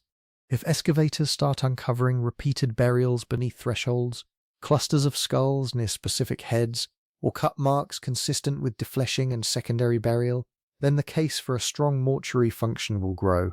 So would signs of repeated burning and rebuilding of floors with human remains incorporated, patterns seen at some other Neolithic ritual buildings. Right now, our sense of death at Karahan Tepe leans heavily on analogy. We look at Göbekli Tepe. where human bones with cut marks have been found in ritual contexts, hinting at complex treatment of bodies. We look at Jerf El Hamar, Cheyanu, and other early sites where special buildings hold human remains and at times appear to be deliberately decommissioned or burned. We see that in this cultural world, the boundary between house, shrine, gathering hall and tomb can be surprisingly thin. Then we come back to Karahan Tepe and its stone heads, its enclosed spaces, its careful staging of human-like forms emerging from rock and floor, and we say, this would be a very natural place to weave the living and the dead together. Not just through bones, but through story. Maybe actual burials clustered on the slopes, beyond the currently exposed areas, with the hilltop serving as the place where those burials were collectively remembered and activated. Maybe the dead were brought here temporarily, during decomposition, or for ritual processing, and then carried back to smaller camp cemeteries. The possibilities are many, and the data, for now, are thin. So we have to sit with that uncertainty. What we can say, without overreaching, is that Karahan Tepe belongs to a wider Neolithic constellation in which the dead are not absent. They are part of how communities define themselves, claim continuity, and make sense of change. The architecture we see, the heads, the pillars, the enclosing walls, provides the perfect stage for that work of remembrance. And that, in turn, feeds into something bigger than any single ancestor, feast, or burial. Because when you start building places that hold memory in stone, you're not just recalling the past, you're inventing a new kind of future. For most of the last century, the story went like this. First, people domesticated plants and animals. Farming made food more predictable. Predictable food let groups settle down, build permanent houses, store grain, raise larger families. Once villages existed and surpluses piled up, then you got extra time and resources for specialists, priests, and big communal projects. Agriculture first. Temples, monuments, and complex rituals later. Karahan Tepe, Göbekli Tepe, and their sister sites don't sit comfortably inside that script. These hilltops are old. We're talking 11th millennium BCE territory, well before clear, full-blown agriculture in this region. No fields of neatly domesticated wheat ringing the site. No rows of house foundations full of grinding tools and storage bins that scream farm village on the scale we see 1,000 years later. Yet right here, on a bare rocky ridge, someone orchestrated serious construction. Deep, carved-out enclosures, tall T-pillars, carefully cut benches, those stone heads and bodies. Long-term planning baked into the layout. A labour budget that is hard to reconcile with tiny, scattered bands improvising their way through each season. This is where the old narrative starts to wobble. Archaeologists sometimes talk about monumentality as something that belongs to the agricultural world. You domesticate cereals, you get surpluses. Big groups gather, and eventually you start aligning stones with solstices. But the Taş Tepeler sites suggest another possibility. That at least in this region and in this slice of time, big ritual spaces may have come first, or, more cautiously, that they were developing in tight lockstep with the earliest moves toward cultivation, not after, alongside, entangled. That doesn't mean foragers suddenly woke up one day and invented cathedrals out of nowhere. The people climbing this ridge almost certainly had complex social lives, rich traditions, and deep symbol systems going back many thousands of years. They were already very good at coordinating hunts, sharing food, and remembering obligations. What's new here is the scale and fixity of the place where that social world takes physical form. Instead of rituals carried in bodies, firesides, and portable objects alone, you get rituals anchored in heavy architecture, stone that stays put year after year. To build something like that, you need more than a whim. You need people to agree to show up. To haul stone. To carve. To share tasks, food and time. That, in turn, means you need some confidence that when you call, others will answer. That they will be alive, available and willing. One way to increase that confidence is to tame parts of the landscape itself. Plant a little more wild grain in promising patches. Encourage certain stands of pistachio or almond. Learn when to expect gazelle herds on nearby steppe. Maybe start keeping a few animals closer, a little longer, hedging your bets against a bad hunt. Karahan Tepe and its neighbours slot neatly into this kind of model. Not pure foragers, not yet full-time farmers. Something in between. People experimenting with cultivation and herding in a world already threaded together by ritual gatherings at prominent hills. From this angle, monument building doesn't look like a byproduct of agriculture. It looks like one of the engines pushing people toward it. Think about the feedback loop. If you have a place like Karahan Tepe that many groups are invested in, there's a strong incentive to make sure your next gathering is well supplied. You want to host a feast that impresses allies, honors ancestors, perhaps marks seasonal transitions correctly. That might mean intensifying food production in the months before a big event, tending stands of wild einkorn, driving game toward particular valleys, storing nuts and dried meat. Over time, the more you rely on these gatherings, the more it pays to have reliable surpluses. And the more you depend on surpluses, the more attractive small experiments in cultivation and herd management become. On the flip side, once you have a little extra food, large gatherings become easier to stage more often, with more people and more ambitious construction. Surplus encourages ritual. Ritual encourages surplus. That's the loop some archaeologists see humming quietly in the background of Karahan Tepe's stones. It's important not to flip the old story on its head too fast. We don't suddenly have a neat, reversed slogan, first temples, then fields. The evidence isn't that simple. At the moment, what we see across the early Holocene Near East is messy and patchy. In some regions, like the southern Levant, plant management and proto-farming seem to take shape early, with modest ritual architecture woven through emerging villages. In Upper Mesopotamia, at places like Göbekli Tepe, Karahan Tepe, Sefer Tepe, and others, the most visually striking early evidence is these ritual enclosures, while clear signs of fully domestic cereals and classic village life show up a bit later. Different valleys, different sequences, different emphasis. No single master timeline. That's why archaeologists talk in terms of multiple pathways to domestication and diverse Neolithic trajectories. Instead of one road from foraging to farming to cities, there are many parallel tracks, sometimes crossing, sometimes diverging. Karahan Tepe belongs to a track where monumentality and gathering may have been a decisive early move. In this story, social and symbolic complexity are not late luxuries. They are fundamental drivers. You start staging periodic, large-scale rituals in fixed places. Those rituals demand coordination, predictability, and stored energy. Slowly, that pressure reshapes how people relate to plants, animals, and each other. But it's still a model, a way of knitting together different strands of data: radiocarbon dates, plant remains, animal bones, architecture, tool types, into a coherent picture. New finds can and do complicate it. If, for example, future excavations around Karahan Tepe uncover clear, early evidence for heavy cultivation, densities of grinding stones, storage pits lined and replastered, plant remains with strong domestication traits that might shift the balance toward a more conventional village plus shrine interpretation. If instead we find even stronger indications of seasonal use, with wild resources dominating the diet and little sign of long-term residential occupation, the ritual hub drawing in mobile groups model will look more secure.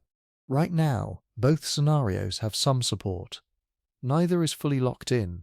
What we can say, with some confidence, is that Karahan Tepe sits inside a wider wave of change rolling across Southwest Asia after the end of the Younger Dryas.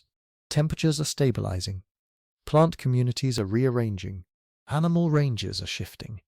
Human populations are nudging upward. Networks of exchange seem to be thickening, moving obsidian, ideas, and perhaps marriage partners across long distances. In that changing world, certain places start to crystallize as nodal points, high, visible ridges, springs and seeps in otherwise dry country, crossroads between ecological zones. Karahan Tepe is one of those nodes. It anchors people in space and, as we've seen, in time. And once you have such anchors, the ground around them begins to feel different.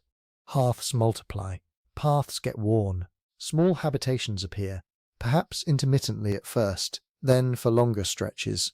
Plots of ground near the hilltop are visited, revisited, and gradually reshaped by human attention. Wild plants that do well with disturbance gain an edge. You can almost see the long arc of civilization beginning to bend into view, not as a sudden invention, but as an emergent property of many small decisions. Where to meet, how to remember, what to plant, who to feed, which stones to raise. Karahan Tepe doesn't give us a clean, definitive origin story. It offers something more interesting. A snapshot from the middle of the transition, when the categories we like to use, hunter, farmer, temple, village, don't separate neatly yet. The carved heads, the T-pillars, the benches and basins, the careful choreography of space, all speak of people already thinking at scales larger than the family, longer than a season. People using stone to stabilize relationships, obligations, and stories in a world where everything else, climate, herds, harvests, was still in flux. Civilization, in this light, isn't just about the first city walls or the first written law code. It's about the earlier decision to keep coming back to the same place again and again, and to make that place worthy of return. And that brings us toward another hill, not so far away, where this same impulse takes a slightly different shape. Göbekli Tepe, and the wider Taş Tepeler world that ties these early experiments together. If you walk the map instead of the timeline, one of the first surprises is how close these places really are. Karahan Tepe and Göbekli Tepe sit in the same broader upland zone of southeastern Turkey, on ridges that look out over steppe and lowland. They're not neighbours in a village sense, you're not strolling between them after dinner, but they're comfortably within the kind of distance mobile groups could cover seasonally. Same region, same rough time window. Some of the same big ideas in stone. And yet, when you stand in the plans archaeologists have drawn, they feel like different dialects of a shared architectural language. Göbekli Tepe is the one that first jolted the field awake. Circular and oval enclosures, some over 10 meters across. Pairs of towering T-shaped pillars in the center, ringed by smaller T-pillars set into low stone walls. Rich carvings of animals wrapping around those pillars. Foxes, snakes, boars, birds, wild cattle, sliding over each other in dense, almost overwhelming compositions. It's a place where the animal world is shouting from the stone. Karahan Tepe, in contrast, so far looks more introspective. Yes, it has T-pillars. Yes, there are carved animals here too, and shared themes across the region, snakes, for example, and certain abstract symbols. But Karahan's most arresting features are different. The human, or at least humanoid presence is turned up. You have that extraordinary row of carved heads emerging from a bedrock wall, partially three-dimensional, partially trapped, like ancestors half risen from the stone. You have sculpted bodies and phallic forms integrated into the architecture. You have that deep, bottle-shaped pool or chamber with a standing pillar in the middle that reads, to many as intensely embodied space. The emphasis shifts from animals in motion, encircling the viewer, to human-like forms and anatomies embedded in the structure itself. Part of this difference may be bias in what we're allowed to see. Göbekli Tepe has been under excavation and conservation far longer. More of its enclosures are exposed. We have a better sense of its layout at different phases. Some earlier, more monumental rounds. Later, smaller, perhaps more domesticated structures. A long sequence of building, modification and deliberate burial. Karahan Tepe is catching up, but much of it is still underground. We're looking at a partially excavated complex and trying to infer the whole story from a few open windows. It's entirely possible that more zoomorphic imagery, or more Göbekli-like arrangements, are still waiting in the unexcavated areas. It's also possible that what we see now, this heavy stress on human heads, bodies and phallic symbolism, is a real local signature. So when we compare them, it's worth keeping two different kinds of unknowns in mind. One is simply we haven't dug there yet. The other is deeper. Even once fully exposed, they may never line up as two copies of the same plan. They may represent different roles within a shared world. That's where the idea of Taş Tepeler, the stone hills, comes in. Over the last couple of decades, survey and excavation in this region have turned up a growing cluster of sites with overlapping traits. T-shaped pillars, carved imagery, carefully shaped enclosures, evidence for gathering and ritual activity in the pre-Pottery Neolithic. Places like Sefer Tepe, Seibert, Taş Tepe, Harbet Suvan Tepesi, and others. Some are only lightly explored. Some have yielded small but telling fragments, a pillar here, a carved slab there, that echo the big hills. It's no longer just Göbekli as a lonely anomaly, or Karahan as one curious cousin. It's a landscape dotted with related nodes. In that light, it becomes easier to think in terms of a cultural horizon, a set of shared ideas and practices spread across multiple communities, each hilltop interpreting the common repertoire in its own way. Same toolkit of motifs and building skills, different emphases, different layouts, different roles. Maybe Göbekli Tepe, with its dense animal imagery and giant central pillars, was a major regional gathering point, tuned to large multi-group events. Maybe Karahan Tepe, with its more intimate carved heads and those deeply cut spaces, played more with themes of embodiment, initiation, or ancestor presence. Those are hypotheses, not settled facts. But the network model encourages this kind of differentiated thinking. Instead of asking, what was Göbekli Tepe for? As if one site must somehow solve all our questions about early monumentality, we can ask, what roles did these various hills play within a wider social and ritual web? Once you start imagining that web, certain things fall into place without needing a single dramatic mystery key. If you have multiple prominent hills all built up over generations, it's not hard to picture circuits of movement between them. Groups might climb different sites at different times of year, or for different kinds of events. Feasts, negotiations, rites of passage, ancestor commemorations. Some hills could have been more local. Others might have drawn people from much farther away, functioning as regional pilgrimage centers long before organized religion in the later sense. Shared builders are one possibility. Specialized teams moving between hills, carrying techniques, stories, and stylistic quirks. Shared ideas are almost certain. Similar pillar forms, repeated animal types, common abstract symbols.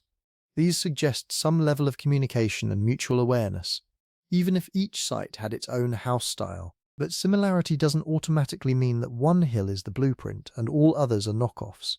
Cultures can converge on similar forms because they share environments, resources, and problems to solve. They can also spread ideas horizontally, through marriage, trade, and shared rituals, without anyone being in charge or any single master temple dictating the design. This is where a network perspective helps rein in our tendency to look for singular origins. If you assume there must have been one first, one most important site, one original revelation that everyone else copied, then every new discovery becomes a piece to wedge into that hierarchy.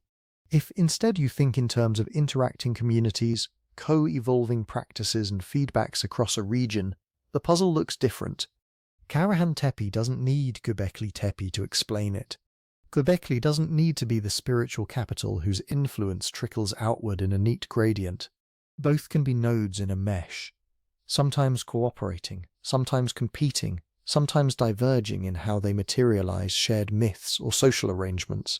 The Taş Tepeler label is useful here, but it's also a shorthand.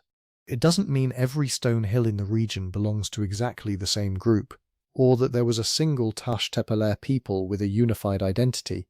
It just marks a cluster of sites that in this slice of time share certain architectural and symbolic logics. Within that cluster, there were almost certainly fine-grained differences.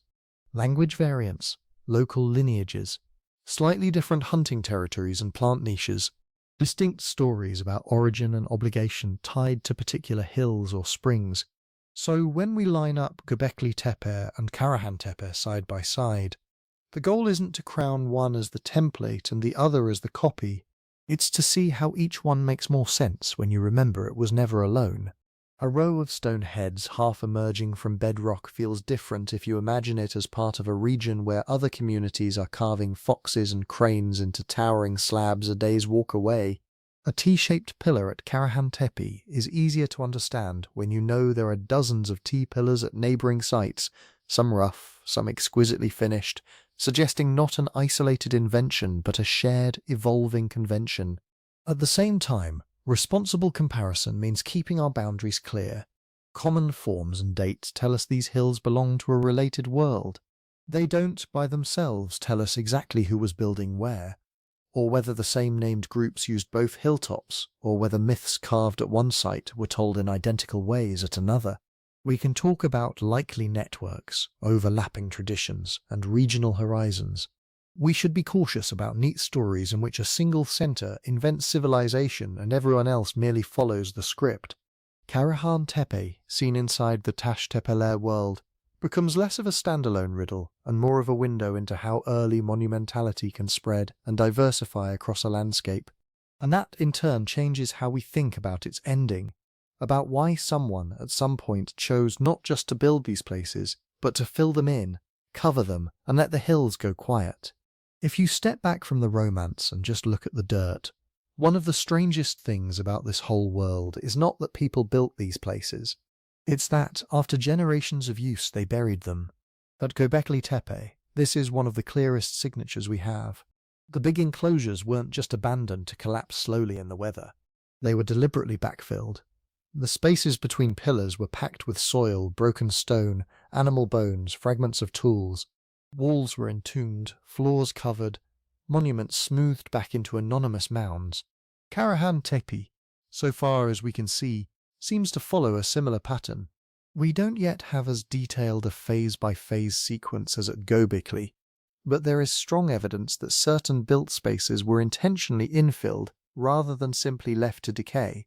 In the dry language of excavation reports, this shows up as rapid, intentional deposition, or structured backfill.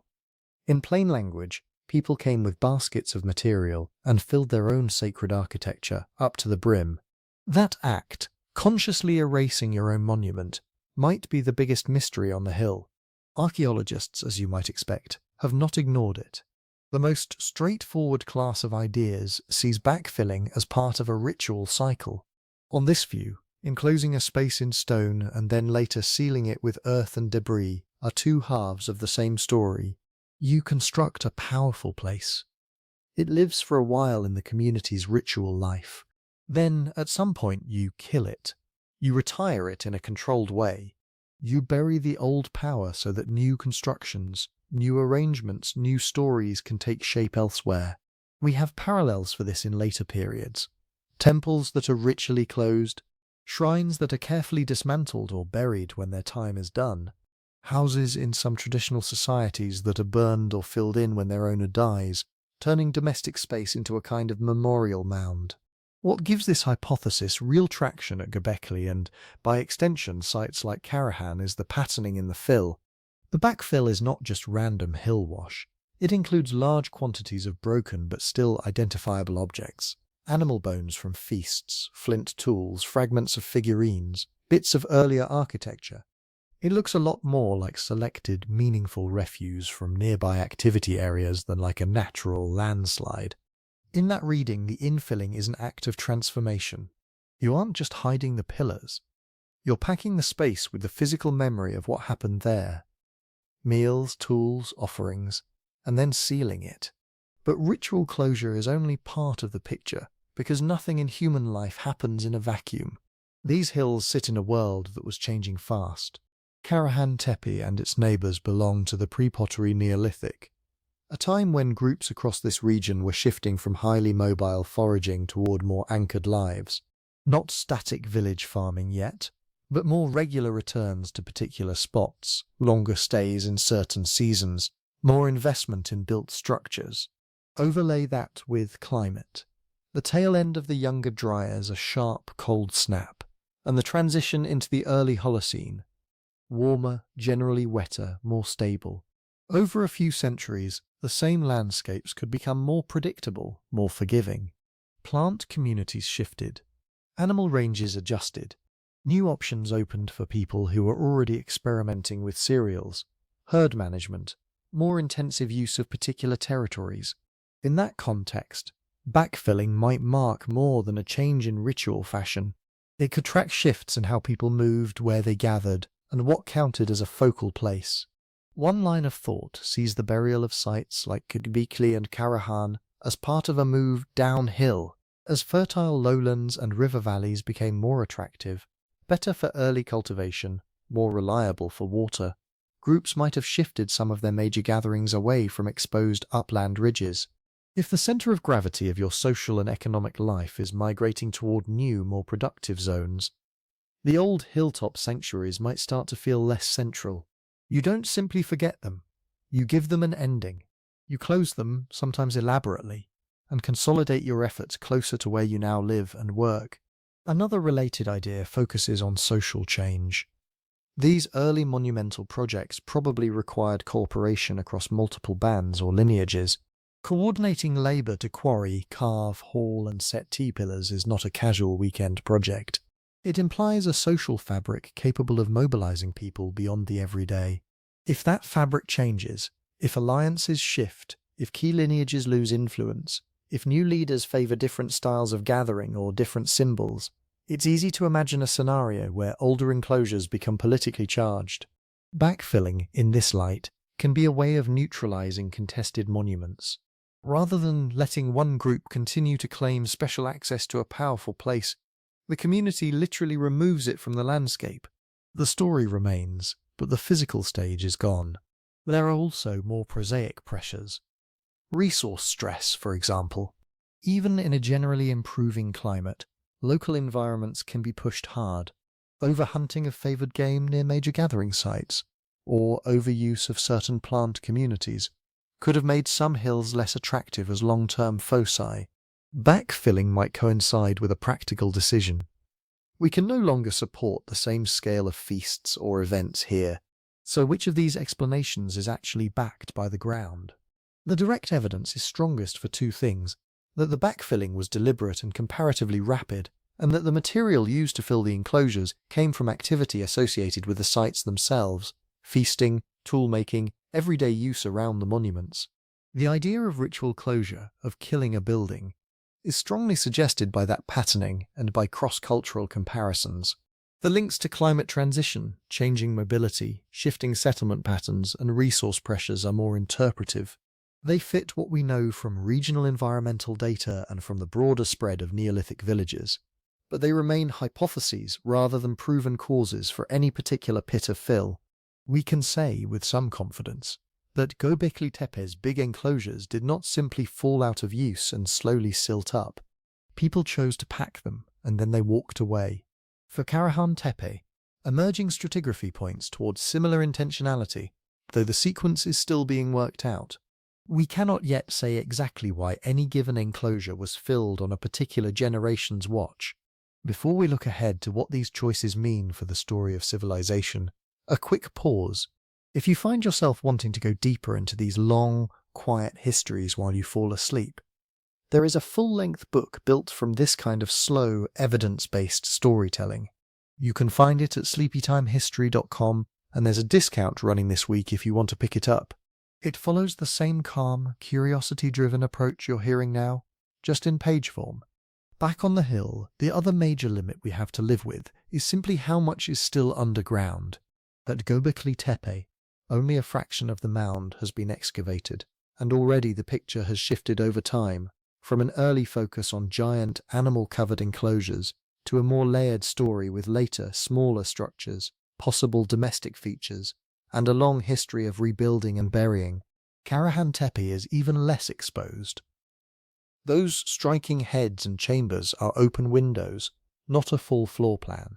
We do not yet know how many phases of construction and infilling lie beneath, or whether there are earlier, more massive or more modest arrangements waiting under the current levels. Each season of work has the potential to complicate the tidy narratives we're tempted to tell now. Maybe we'll find that some spaces were reopened after partial burial. Maybe we'll find evidence that not all structures were filled, that some were allowed to weather naturally while others were sealed with care. Maybe patterns of animal bones in the fill will point toward very specific closing ceremonies, last feasts before the earth was poured in. Or maybe we will discover entirely new types of spaces at Karahan or neighbouring hills that don't fit the Göbekli template at all, forcing us to rethink how uniform this ritual closure really was. For now, we inhabit a productive tension. We know enough to say that backfilling mattered. It was an action, not an accident. It speaks to changing relationships with these stone spaces over time. We don't yet know enough to reduce that action to a single, neat explanation. Any honest account of Karahan Tepe's life cycle has to leave room for multiple scales at once. Ritual logics we only dimly grasp, social negotiations we can infer but not name, climate and resource shifts humming in the background, and the stubborn fact that most of the evidence is still in the ground. The hills went quiet. That much is clear. Exactly how, and exactly why, are still questions in motion. Questions that shape how we think about what came next. When people who had once carved heads from bedrock and raised T-pillars on ridges began, instead, to build something new on lower ground. So where does all of this leave us, standing in front of those buried heads and pillars? If we strip things back to what the evidence actually supports, a few themes keep returning. Karahan Tepe sits in a landscape of hills that were not random campsites, but focal points. Places people came back to. Places they invested in with architecture that went far beyond what a small mobile band would ever need for shelter. The carved heads, the T-shaped pillars, the sunken enclosures with benches and carefully prepared floors, the concentrations of animal bone and worked stone. Taken together, they point strongly toward gathering. Not just any gathering. Organized, repeated, socially meaningful events. One model sees these hills as ritual gathering centers. On this view, communities that spent most of the year scattered in small groups used places like Karahan and Göbekli as periodic magnets. Times when people converged, performed shared ceremonies, renewed alliances, and reaffirmed stories about who they were. The architecture supports that. Semi-subterranean spaces that can hold groups, benches that imply seating and viewing, central pillars that act as focal points. The labour investment itself, the quarrying and carving, becomes part of the ritual life of the community. A second model emphasises feasting and the pull of plenty.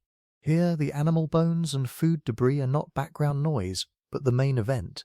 People may have used these sites as stages for large occasional feasts, moments when stored surplus or seasonally abundant resources were converted into social capital. In that reading, Karahan Tepe is a machine for turning food into relationships.